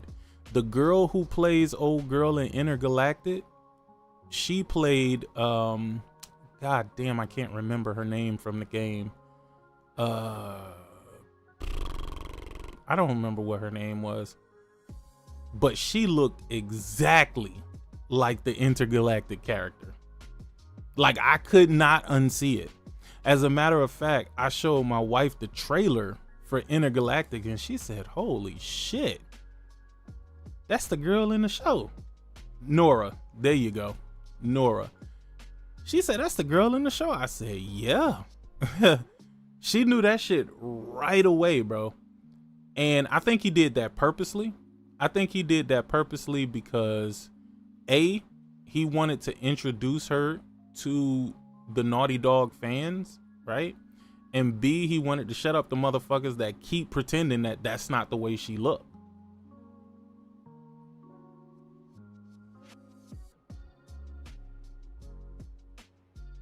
You know what I mean? And I think they brought the point home with that. The Last of Us 2 did sell slowly after it released. They need all the sales they can get for it. I mean, yeah, every product that's put out on the market needs every sale it can get. Every product. I mean, you don't want the product to not sell as much as it could potentially. So, yeah, people don't know what the glam is. It's weird. Yeah. But the thing is, I like to see creators create. I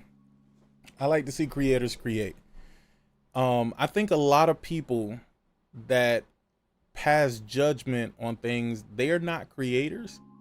They don't know what it's like to create anything, really. They just know how to judge things based off of their limited knowledge of even being a creator. And I think it's safe to say that most of the people, I don't know what this weird fetish is, right? And I'm gonna explain it to you. I don't know what this weird fetish is or this weird obsession is to have all of these women look unrealistically sexy in video games. And my thing is, everybody like to see something nice, right? Everybody like to see something nice, but their idea of nice is like one look. You have to be damn near naked, right? And again, there's nothing wrong with that. There's nothing wrong with that. But at the end of the day, you don't give these creators any room to create and put out their vision, because you're so stuck on what you think your vision is, right? Like, I don't know, for some reason y'all like dudes to look a certain way, y'all like women to look a certain way, and me, I'm just like, man, let these folk do what they let them do what they good at. And to be honest with you, I think The Last of Us is like the most realistic portrayal of people. Like, not all of these women are supermodels. They're not. Not all of these dudes are fucking studs or whatever. But for some reason, it seems like y'all would like to believe that that's the way that the fucking world is. And then y'all try to point out your vision of what you think these people should look like. And then you turn around in your own house and you don't even see that. You turn around in your own house and you don't see that vision of beauty that you're trying to say that everybody should have in these fucking video games. Like, there's normal looking people out there. A lot of them. Millions of them, by the way. And I'm like, dog, why can't y'all just enjoy the art that has been presented to you? I mean, if you love these bad bitches, go outside and get you one. Go outside and get you one of these bad bitches, man. Stop playing them on video games. You know what I mean? Like, I'm sorry, but Eve, my girl Eve from Stellar Blade, bro, she ain't gonna be able to help you. She'll be a little eye candy for you, but she ain't gonna be able to do nothing for you, big dog.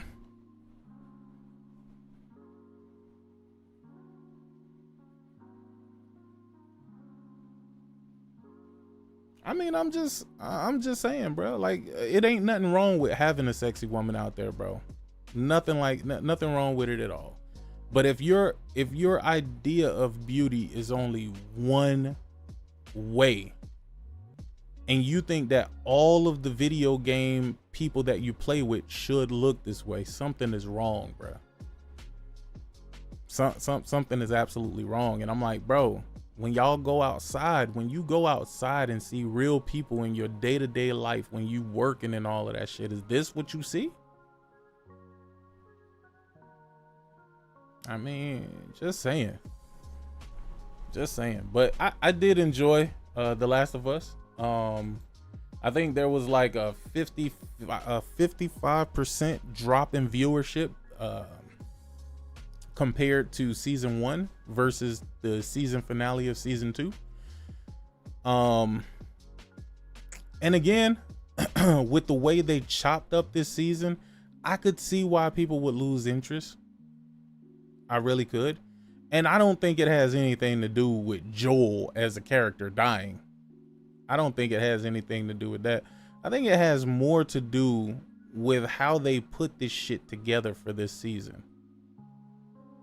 Again, I hate to say that it was a rush job or a hit job or something like that, but it kind of feels that way a little bit. It kind of feels like they rushed through the season. It doesn't feel like they fully fleshed out a lot of the stuff, but they did flesh out some stuff that we weren't aware of. They finally explained that truck full of those dead soldiers. You know what I mean? Like, we finally see why that happened at this point. Was it Eugene? I believe Eugene and his wife and Ellie snitching on Joel. Oh, that was an interesting moment. That was an interesting moment, but I understand why she did it. She did it purely out of spite. But it was because he lied. He lied. He looked her right in the eye and said he wasn't gonna kill that man, and we knew he was finna kill her. We knew she was finna kill him. We knew it. We fucking knew it. And he sure did. Shot that nigga right in the head. Ellie was toned down insanely. She wasn't the killer from the game. Yeah, she definitely wasn't.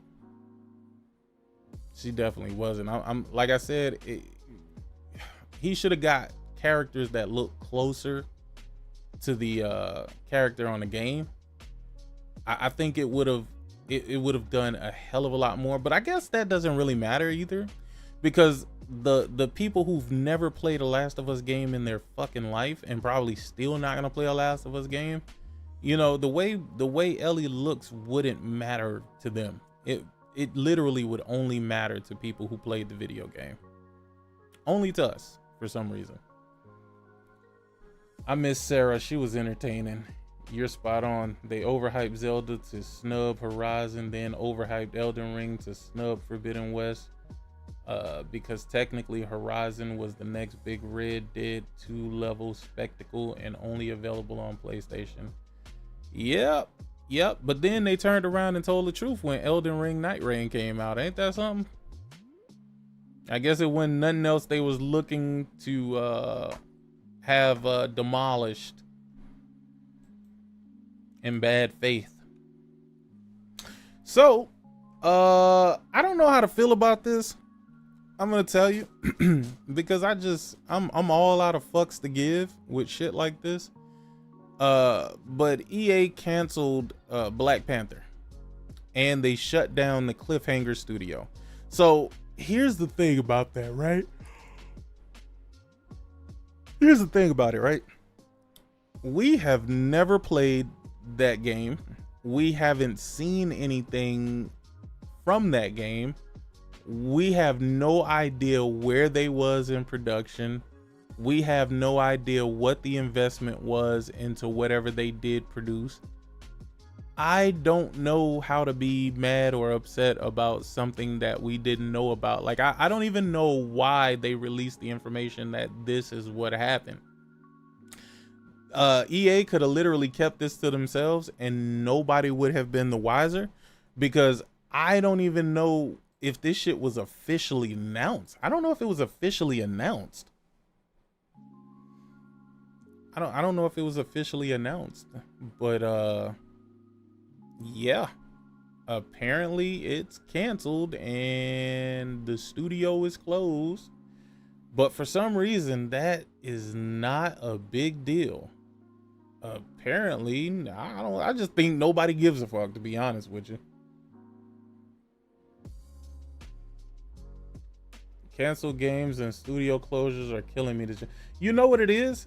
It's not that they're killing you this gen. It's just that now it's being publicly known that this is what's happening. I believe shit like this happens all the time. As a matter of fact, Shuhei Yoshida said, well, y'all are talking about these games that got canceled that y'all are aware of. Shit, only if y'all knew the amount of games that was canceled that y'all never heard of. But truthfully, I can't really care about something that I don't know about. And right now, we know nothing about Black Panther.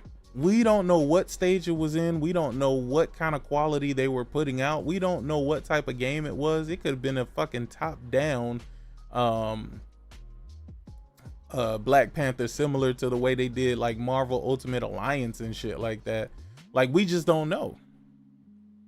We just don't know. And maybe it was just, I don't know, maybe it was just a bad game.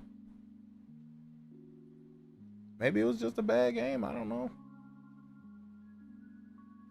Again, all I'm saying is, in this particular instance, in this particular scenario, in this particular situation where we have the facts that we do have,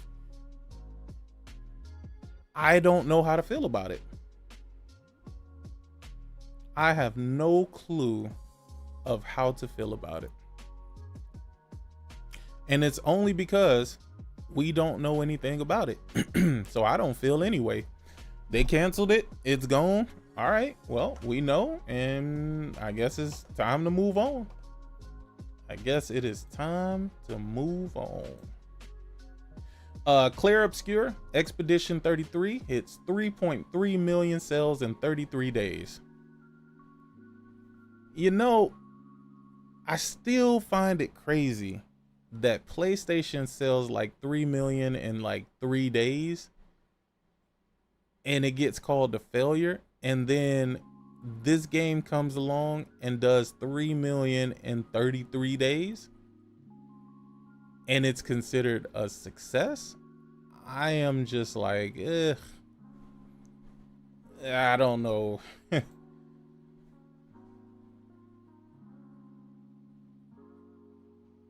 I don't know, man. I don't know, man. Like I said, I don't feel the way about Expedition 33 that these other people seem to feel.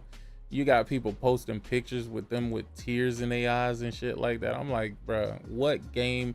I'm still trying to figure out what game they played.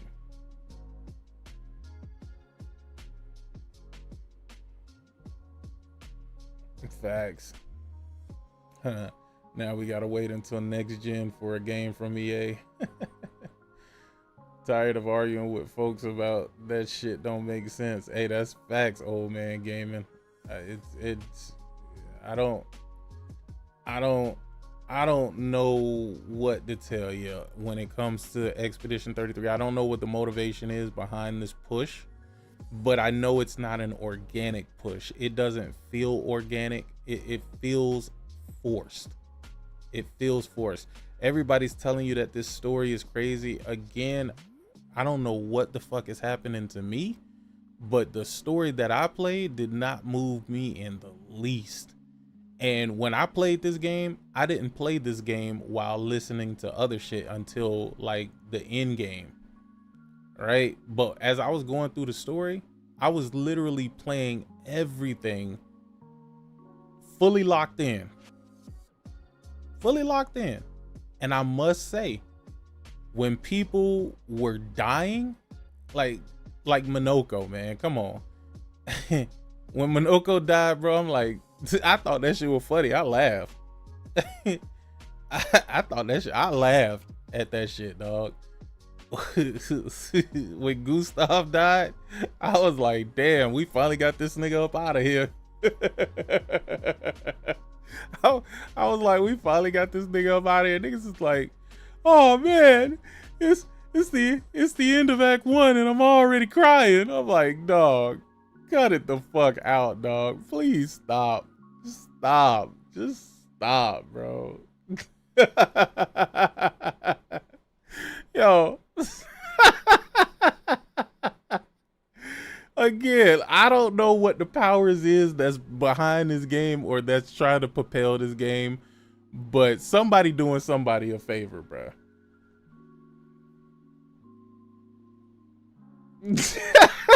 Hey, Granddaddy Perp. Hey, dog. Hey, check this out, bro. When I saw that shit, I was like, nigga, y'all running with this is game of the year and not enough.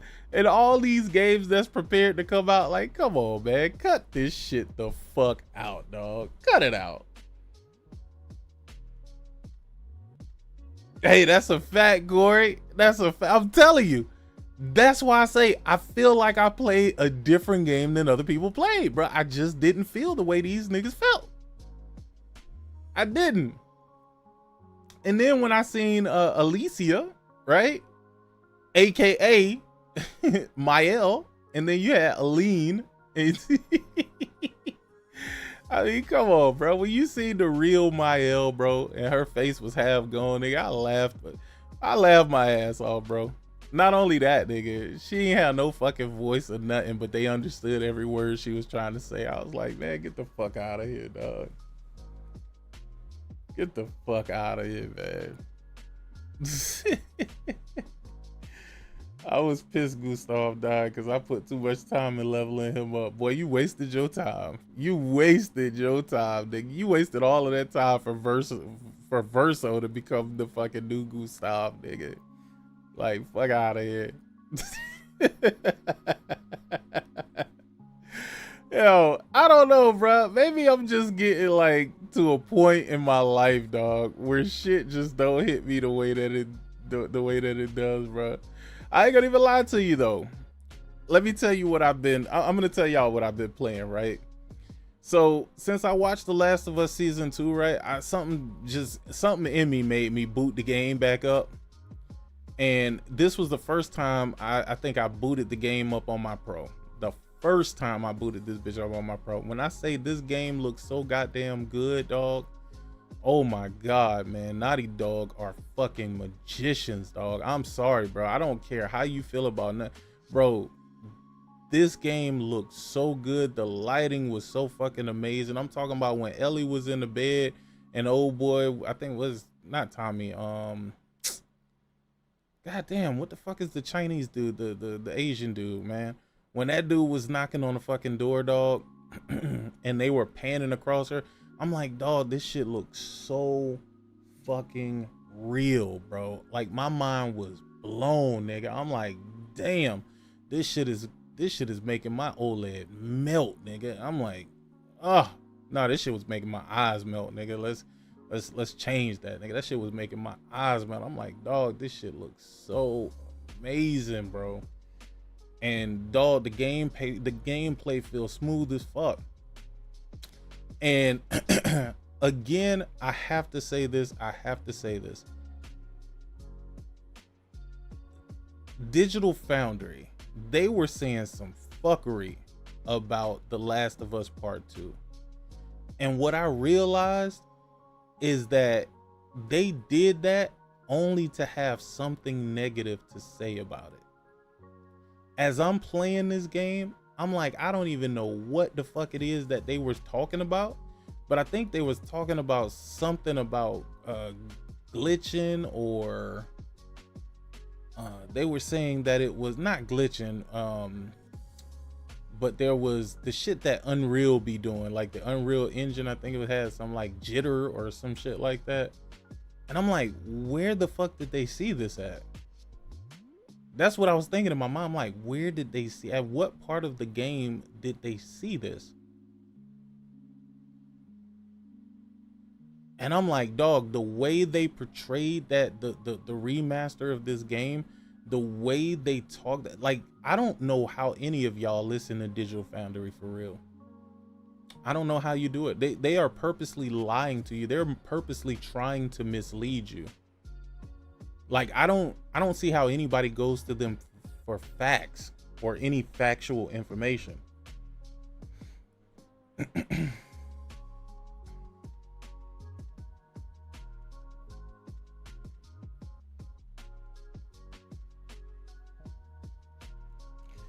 You know, you might be right, Will. You might be right, Will. That might be the case. It might be the case that they don't actually play video games, because again, this was my first time playing through the game again. And dog, I'm looking at this game and I'm just marveling at the way that it fucking looks, man. Like, this game looks so pristine and so good on the PlayStation 5, bro. Like, holy shit. I mean, I could understand why PC niggas is upset, because if you playing this shit on the PS5, I promise you, you don't need to play this shit on PC. There's not gonna be a single fucking benefit.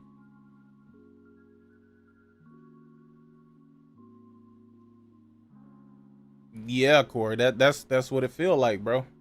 That's what it truly feels like. No bias, no nothing.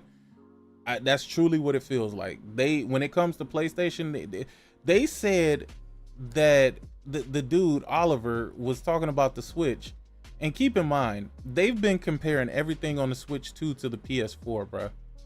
Make that shit make sense, bro. How in the hell is any one of y'all that's buying a fucking Switch 2 at this point, how are y'all excited for this shit, bro?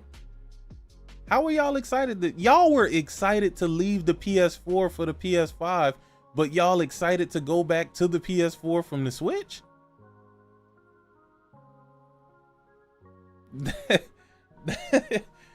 That is wild to me, dog.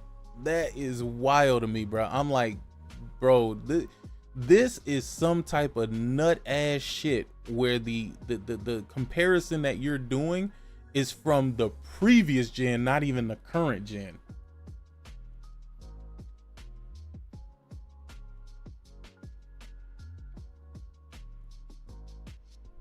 That sounds about right. The PS4 pushed out The Last of Us 2. I bet no Switch 2 game will be on that level. Absolutely not. Absolutely not. Absolutely not, bro. Absolutely not. Dog, that game, oh my God, bro. That game looks so damn good, bro.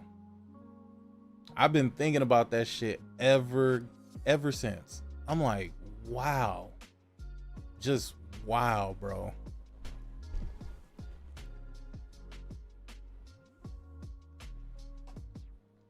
I have no idea why they're not comparing it to the Series S. I think that I don't know. I have no clue why.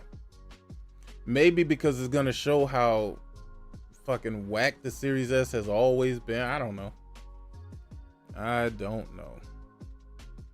A little random news out there for y'all. Former Ubisoft, Ready at Dawn and Midgard devs form Atlantis Studio. Good for them, I guess. I'm not even sure what a game from these different set of people would actually look like. But I'm hoping that it comes out and it's good. I guess we'll have to see. We'll have to see what's what. The one thing that they did announce is that they will be using the Unreal Engine, and I'm just gonna be honest with you. I am not a fan of the Unreal Engine, the Unreal Engine 5. It's just a lot of games that use it don't really seem that great. It sucks to say it, but it's absolutely true. A lot of games that use that Unreal Engine 5, there's something fucking wrong with those games. Either they look like complete shit and are low res as fuck, or they might look clean and then they have this stutter. This wild ass stutter, but that's usually on PC. And that's just, I just don't understand why. I don't know how it is that they weren't able to put together an engine that just ran great. It seems to run better on console than it does on PC, which is not a problem for me. But you would imagine if you're throwing more power at something that you would probably have a better time. But in this case, nah. They are not having a lot of fun with that shit. Developers from the companies such as Ubisoft, Ready at Dawn Studios, and Midgard Studio have banded together to form Atlantis Studio. Based in the south of France, the new venture has been established as a privately funded game studio co-founded by Rue Wirasuria and Nico Augusto. It is said its focus was on building immersive games with Unreal Engine 5 for PC and console. Born from a shared passion for storytelling and emotional gameplay, the team is currently working on an exciting project that draws inspiration from rich narrative and aims to create powerful, heartfelt experiences for players, the website said. We are thrilled to announce the creation of Atlantis Studio in the beautiful south of France region. Wirasuria, a co-founder of Atlantis Studio, said in a statement. Thanks, GamesBeat. Our vision is to foster a creative and collaborative environment where experienced talent can come together to develop games driven by our common passions. Co-founder Augusto added, the core team at Atlantis Studio is composed of exceptional and talented individuals. Together, we are looking forward to sharing with everyone the world we are crafting. The team is currently hiring. So, yeah. Any of you guys any of you guys excited? You excited for Atlantis Studio?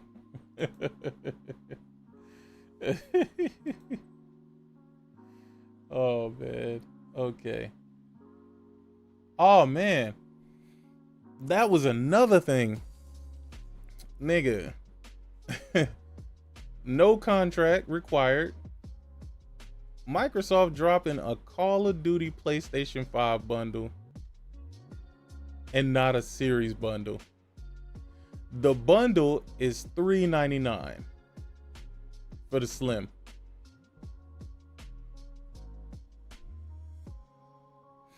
Now, you want to hear another funny another joke. The 1 terabyte Xbox Series S is $429. The PlayStation Call of Duty bundle is on sale for $399.99. The Xbox Series S with no games bundle and a 1 terabyte hard drive is $429.99. Make that shit make sense, man.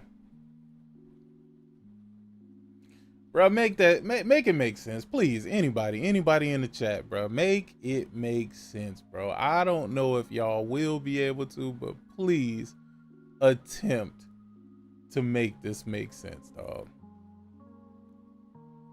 You already have an underpowered machine. Not only is your machine underpowered, but even your powerful refresh device is still underpowered. The base PS5 is smacking your quote-unquote refresh around, and the Pro is absolutely dunking on your fucking console. And you got the nerve to sell the cheapest, weakest bullshit you have for $429? Microsoft is mad. Microsoft and everybody at the Microsoft offices have lost their goddamn minds. Please, you couldn't sell this shit at $300, and somehow you think you're gonna sell the same shit you couldn't sell for $300 at $400? And then the shit you couldn't sell at $500, you're gonna sell it for $600? And then like the 2 terabyte version of that, you're gonna sell it for the amount of the Pro? Are you insane? Are you insane, dog? It seems like they're trying to push people to the other console. Look, Microsoft owns Call of Duty. Why in the fuck are they not bundling their own game with their own console, bruh? Again, for everybody who think it's not over for Xbox, this should be a clear indication they don't have no contract with Sony for bundling and all of this shit. Nigga, they are just doing this shit on the strength at this point. They are doing this shit on the strength, nigga. They like, hey, you know them console bundles that you normally be doing, since you able to sell this shit, nigga, hey, go ahead and go ahead and bundle Call of Duty with that shit. You know, we looking a little light over here, you know, players ain't really returning like they used to, you know. They like, go ahead and bundle that thing now, bundle that thing. Sony like, say less. Sony like, say less, nigga.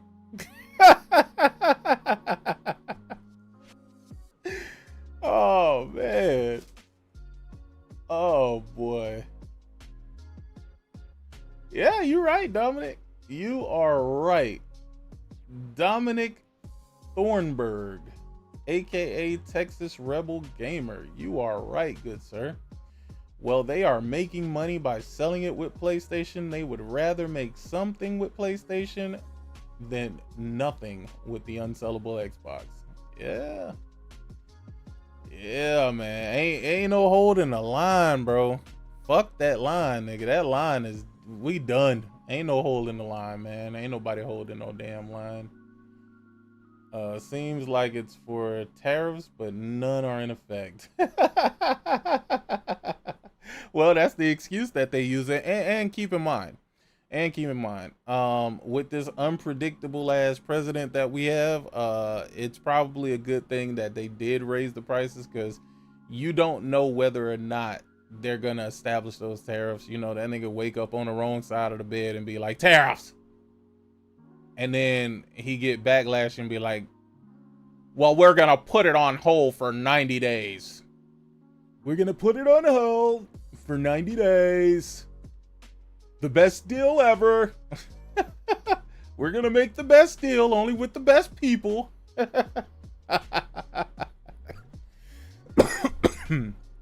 So yeah, maybe it's good that they did raise the price, because eventually, if these tariffs do stick in August, I think it's either August or September, if they end up sticking or whatnot, then Sony gonna end up raising the price as well.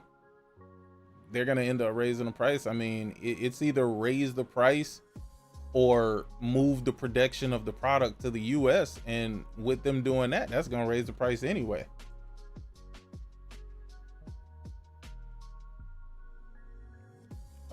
Trojan horse, these dudes think they are Achilles. I guess. I mean, they can keep calling it a Trojan horse, man, but you know what do you call it after Microsoft steps away from the console? Are you still calling it a Trojan horse at that point? Or what are you calling it at? What does one call it at that point? I don't know. It's weird. Microsoft doesn't care where these people go as long as they are not on the Xbox. Well, that's weird. All right. Let's see. Mindseye negative feedback is the result of people being paid to trash the game, says Build a Rocket Boy company CEO. This was from the talk that we had earlier. I did want to go through this and totally skipped over it as I was moving on, but we made it back. Build a Rocket Boy co-CEO Mark Gerhard has suggested that the negative feedback received for Mindseye is the result of a paid concerted effort against the developer ahead of the game's release. Mindseye is the brainchild of Leslie Benzies, who previously served at Rockstar Games as producer on the hugely successful Grand Theft Auto franchise and received the new trailer yesterday. However, since the word has spread on social media criticizing Mindseye for being a broken mess filled with bugs on the game's Discord server, Gerhard was asked on his opinion to the notion that all of the people who reacted negatively were financed by someone, with him responding 100%. One user added that the response was unexpected. Gerhard hit back with, "Not wild when it's true. Facts. I just said there's a concerted effort by some people that don't want to see Leslie or Build the Rocket Boy to be successful, that are making concerted effort to trash the game and the studio. It's pretty easy to see the bots and the repeated replies to any content that we put out. Facts. Mindseye is scheduled for release on June 10th. Ooh, that shit is right around the corner. June 10th. We got about 2 more weeks. Well, a little less than 2 weeks. Yeah, it comes out on a Thursday. Wait. No, it comes out on a Tuesday. My bad. I was looking at August. Jesus. I agree with this dude, man. Like I said earlier, I definitely do believe that there is an effort to trash his game and make sure that it's not successful. Again, I don't know what the actual motives is behind it, but when you look at it and look at what people are saying versus what we're being presented, it just doesn't make a lot of sense. And again, I don't understand why Grand Theft Auto creators would be worried at all, because Grand Theft Auto is a behemoth. People are going to play that game regardless. Maybe they left Rockstar or Take-Two with some bad blood or something, and you got niggas that's just trying to, you know, undermine their efforts to, you know, branch off and make their own shit. I think that's kind of what he was getting to with what he was saying anyway. So, you know, and I believe it. I believe it.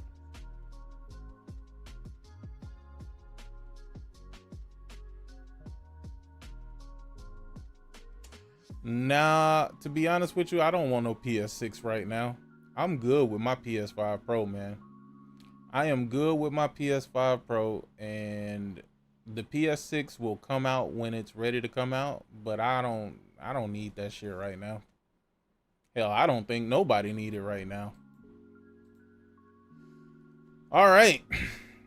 I've been debating, and I think I will go for it. But Summer Games Fest 2025, it is scheduled to begin at 5 p.m. Eastern Time on June 6th, which is a Friday. And I was wondering whether or not I wanted to stream this, and I think I will. I think I will. But I was wondering whether or not I wanted to stream it. And I said to myself, nah, maybe this is a good time for us to go ahead and stream this joint. And hopefully it's a good one this year. I don't know how good it will be, because to be honest with you, Jeff Keighley, sometimes he be putting up a whole bunch of bullshit and it just looks like a whole bunch of fucking ads. And I don't know, man. Hopefully it turns out to be great, but I will be streaming this. I will be there day one. I will be there with bells on, and I'm hoping for the best, man. I want to see what interesting new stuff gets shown. So I will be there. Rockstar and Take-Two wouldn't want a game to come out and highlight all the shooting issues their games have, or how the stories are not really all that great. Just my thoughts. That Mindseye gameplay is looking PS3-ish.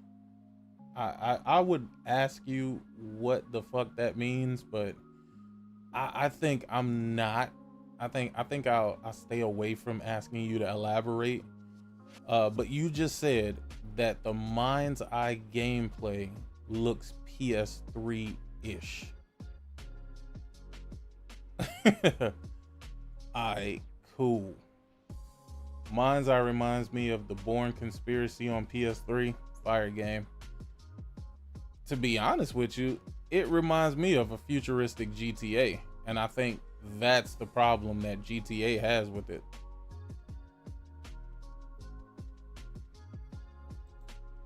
But again, like I said, GTA is so big, I don't see why they would even care. Apple is set to launch a dedicated video game app. Apple is reportedly planning to launch its own dedicated gaming app within days of the launch of the Nintendo Switch 2 in an effort to bolster its positioning in the gaming space. I don't know how that makes sense. I really don't. I don't know why y'all believe that Apple is in competition with the Switch. The app will come pre-installed across Apple's suite of products in an effort to unify the tech giant's push into the gaming space. According to Bloomberg, the app will feature a centralized achievement system, leaderboards, and other communication tools. The app will be announced during Apple's Worldwide Developers Conference on June 9th, 4 days after the launch of the Nintendo Switch 2. This new app will replace Game Center, Apple's current gaming social offering. Game Center debuted in blah, blah, blah. Apple's gaming app will also integrate Apple Arcade, the company's subscription gaming service, blah, blah, blah. This week, Apple made its first video game acquisition, RAC7, the two-person developer behind Apple Arcade's 2019 hit Sneaky Sasquatch. What? You know what? For shits and giggles, let me look this up and see what the fuck this is, because as long as I've had my Apple phone, I have no idea what Sneaky Sasquatch even is. Let's see.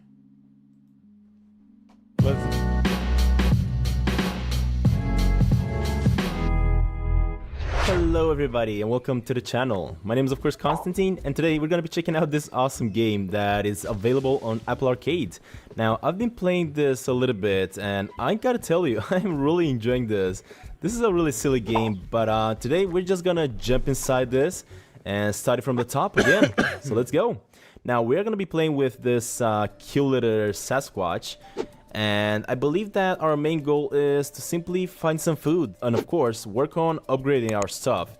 And I don't know for sure, but I believe that developers have released an update where we can now upgrade our home. I'm sorry. I'm not quite sure, but anyway, let's keep going here and see what's gonna happen next. Now, keep in mind, I did play this game a little bit just to get familiarized with it, so I am gonna know what's gonna have to happen here. So we got our buddy, the raccoon right here, that's gonna help us up. Hey, buddy. You look hungry. You should go to the campsites and grab a snack. Here, take one of these backpacks so you can carry your stuff around. Oh, let's go with green here. Why not? Looking good. Alright, let's go to the campsites. Now, right here, we're gonna be stopped, of course, by the sheriff. Or by the park sheriffs. You know you're not allowed in the campgrounds. You'll scare away all the campers. So these guys are not gonna allow us to go inside. Ah, don't worry about that guy. We just have to be sneaky. Alright, buddy. Show me how it's done. This is gonna be our best bud, that's for sure. Alright, let's open up this food box and see what's inside. Right, so we got... Look at that. We got some sausages, some ketchup. So let's grab all this stuff. There we go. Now, I will be using a controller here just to make things easier. That's a good snack right there, but don't eat it yet. That will be uncivilized. Follow me, I'll show you the proper way to eat it. This way. Alright, buddy, let's get going. So we can now just grab this and put it in our mouth, just like that. And now we can grab another one. There we go. And this one as well, why not? Alright, and we're done. Whoa, you sure know how to eat. It's starting to get dark though. Let's head back to and call it a day. Alright, buddy, let's go. Now, at the moment, he's just gonna show us how the game works, how to be sneaky and how to grab some food. Shh, look over there.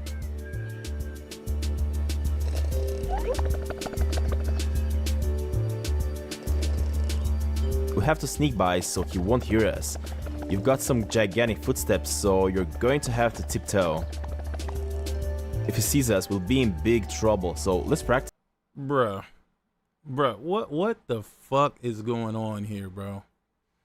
What is going on here, man?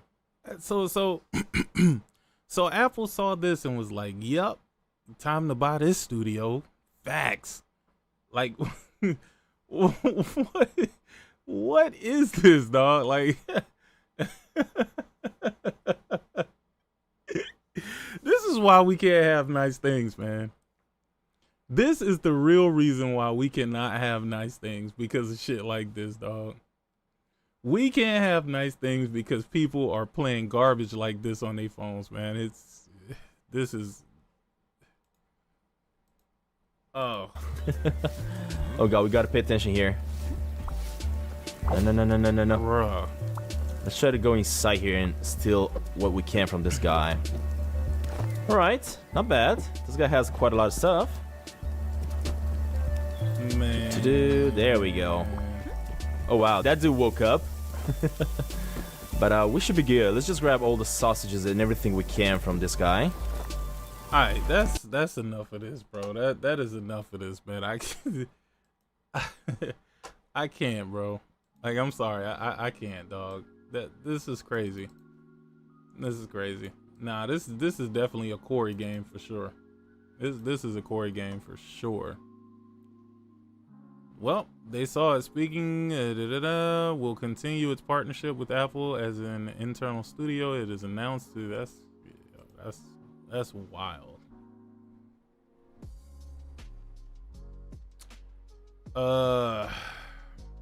And in a move which makes perfect sense, but the internet is stupid once again.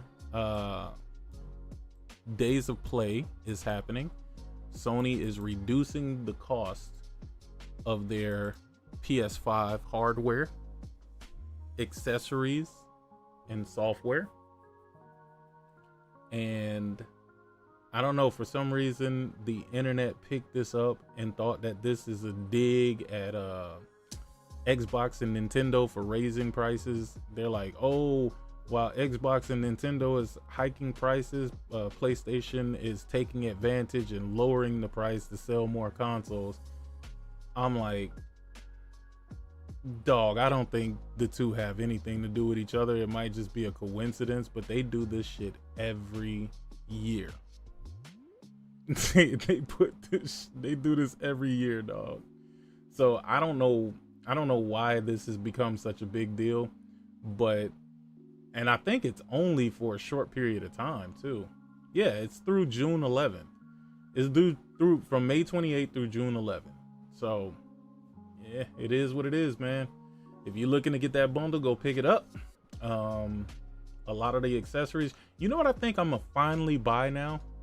Because it's something I didn't need, but I was like, I'm gonna buy it. I'm gonna get the black DualSense, the black the DualSense Edge. I'm gonna get that one.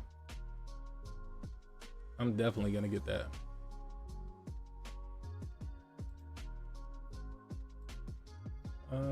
Let's see. All right. So that being all the topics that I wanted to talk on, in regards to like the latest news, let's see what's happening in the funny farm. Let's see what's happening on the funny farm, man. Let's see. What do we got? What do we got? We can admit that most games that have dropped this generation drop at 60. The majority do. However, Xbox, for whatever reason, with their first party game, that's the problem with their first party games. Big first party games, games that are supposed to be a splash, games that people were looking forward to, drop the ball and drop that 30. That includes Starfield, that includes Redfall.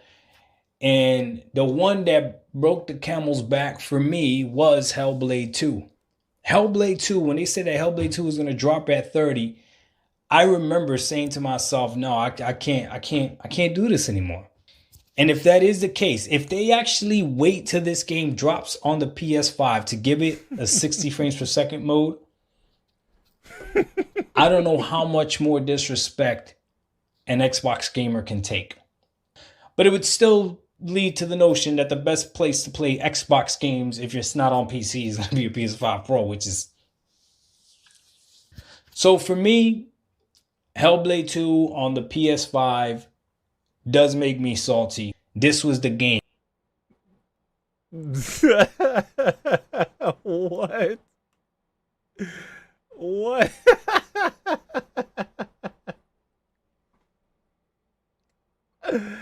Hey, this man dark, bro.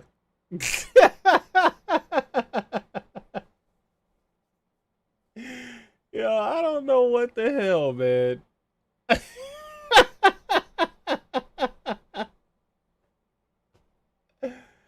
This man say he feels salty about a garbage ass game being 60 FPS on the PS5. I'm gonna keep it real with you, player. I'm gonna keep it real with you, player.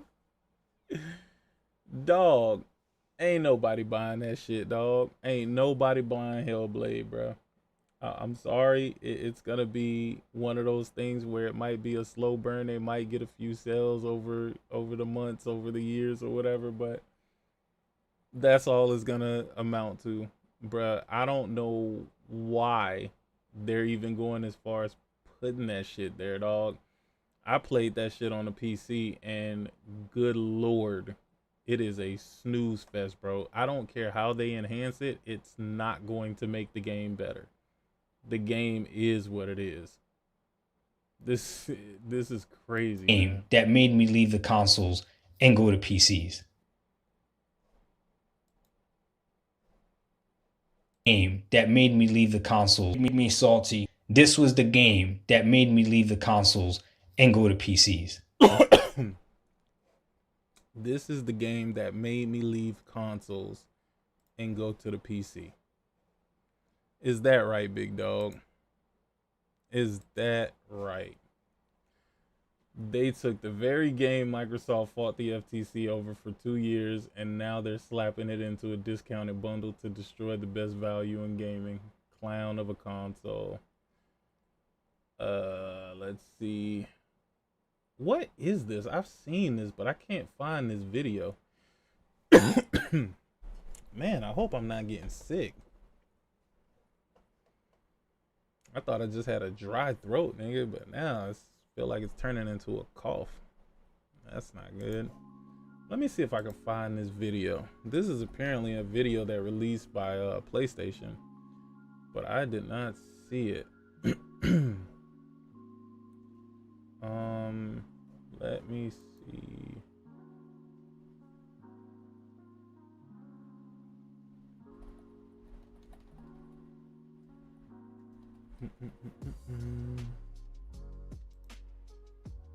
Okay, let's see.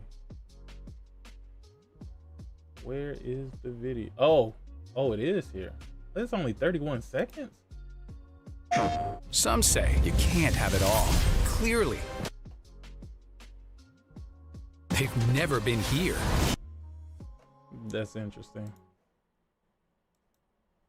Hold on, let's run this back. Some say you can't have it all. Clearly, they've never been here. Here, every world, every story is too good to miss. This is where Unbelievable shows up to play. This place, it's different from the rest. Once you're in it, there's no going back. Play the unmissable on PlayStation 5. Play the unmissable. Play the unmissable on PS5. The games that you can't miss, play them on a PS5. Oh man, yo, that is crazy. Indiana Jones and the latest Doom had disappointing launches sales-wise. Arguably two major commercial flops for Bethesda/ZeniMax. Both titles apparently didn't really move the needle for Game Pass subscriptions either. So what gives? Internally, this is surely an issue.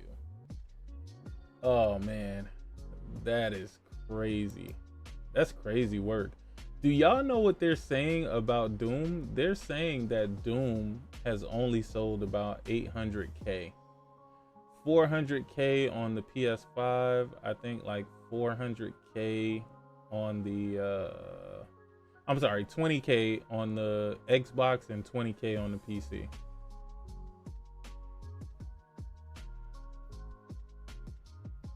I'm sorry, not 40K, 200K. 200K on the PC and 200K on the Xbox, for a total of about 800K or somewhere around there. Let's just round it off and give them 900. They say that is the sales that came from Doom. The rest of that shit was Game Pass.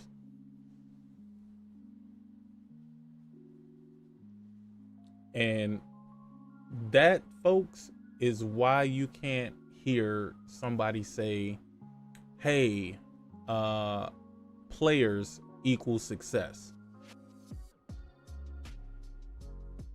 Because if these folks played this game on the service, that's probably where that shit ends. That's probably where it ends.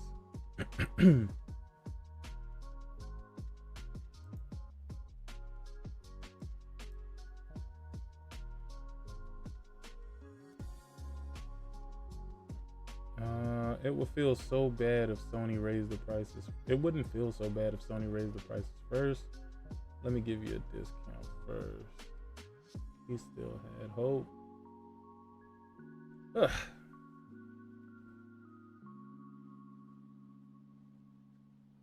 Let me see. Only the most gullible Xbox or PlayStation fans would believe Valve is teaming up with Microsoft. That's right. In an embarrassment for Microsoft, Steam OS expectedly obliterates Windows 11 for gaming performance and battery life on top of usability. Ah, sheesh. More things that I think we already figured what was gonna happen, but hey.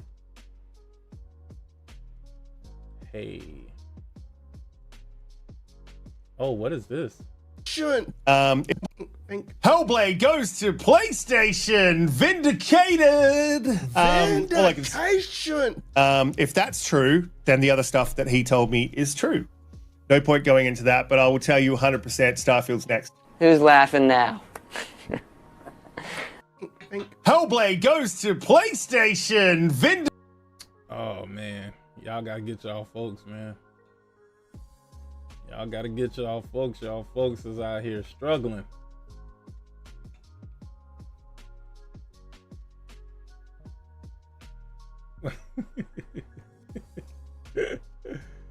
Oh boy. Oh, let's that's the obvious one. Of course you would pick one. Why is that the obvious fucking one?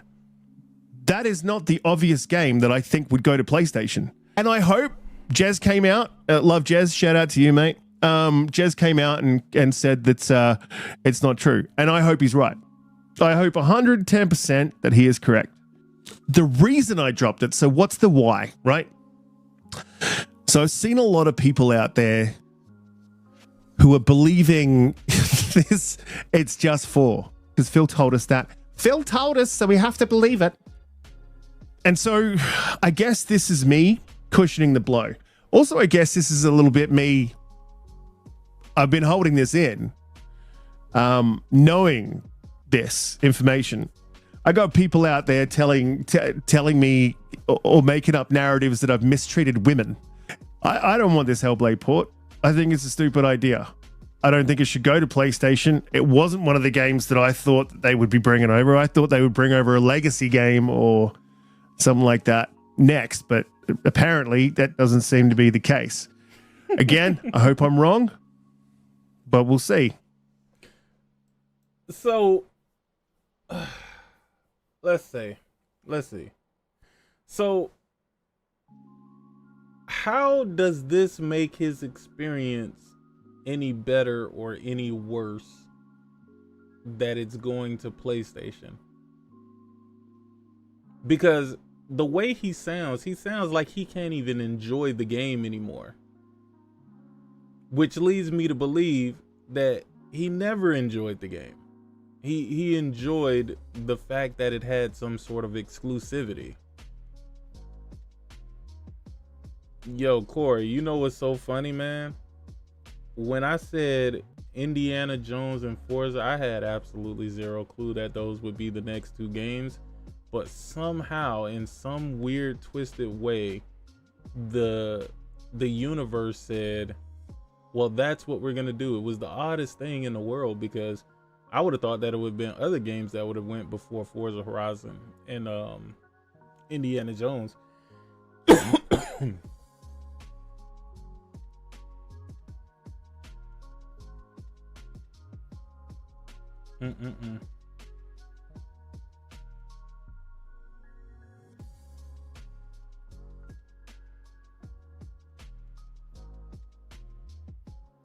Hellblade 2 exclusive, OD exclusive, Blade exclusive, Elder Scrolls 6 exclusive, Indiana Jones exclusive, South of Midnight exclusive, Clockwork Revolutions exclusive, Avowed exclusive, and there's still so many more IPs to be shown and announced. Shout out to Post Up, man. Don't take it as some signal that everything's coming. It's coming! So it would appear that most of the rumors are false. I feel sorry for the ponies. By now their knees must be bruised from kneeling and praying for Xboxes. So I was right. No Indiana Jones for PS5, no Starfield, no Halo, no Gears, no Fable, Hellblade 2. Jesus. God damn.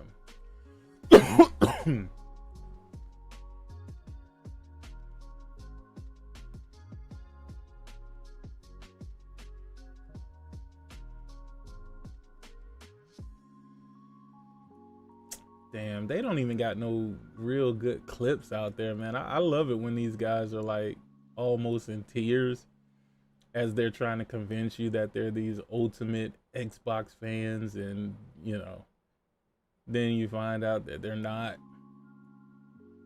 Even till last June, he still had hope. Yeah, it ain't been as fire as it once was, but whatever. It's all good. All right, so I guess that's it for me, man.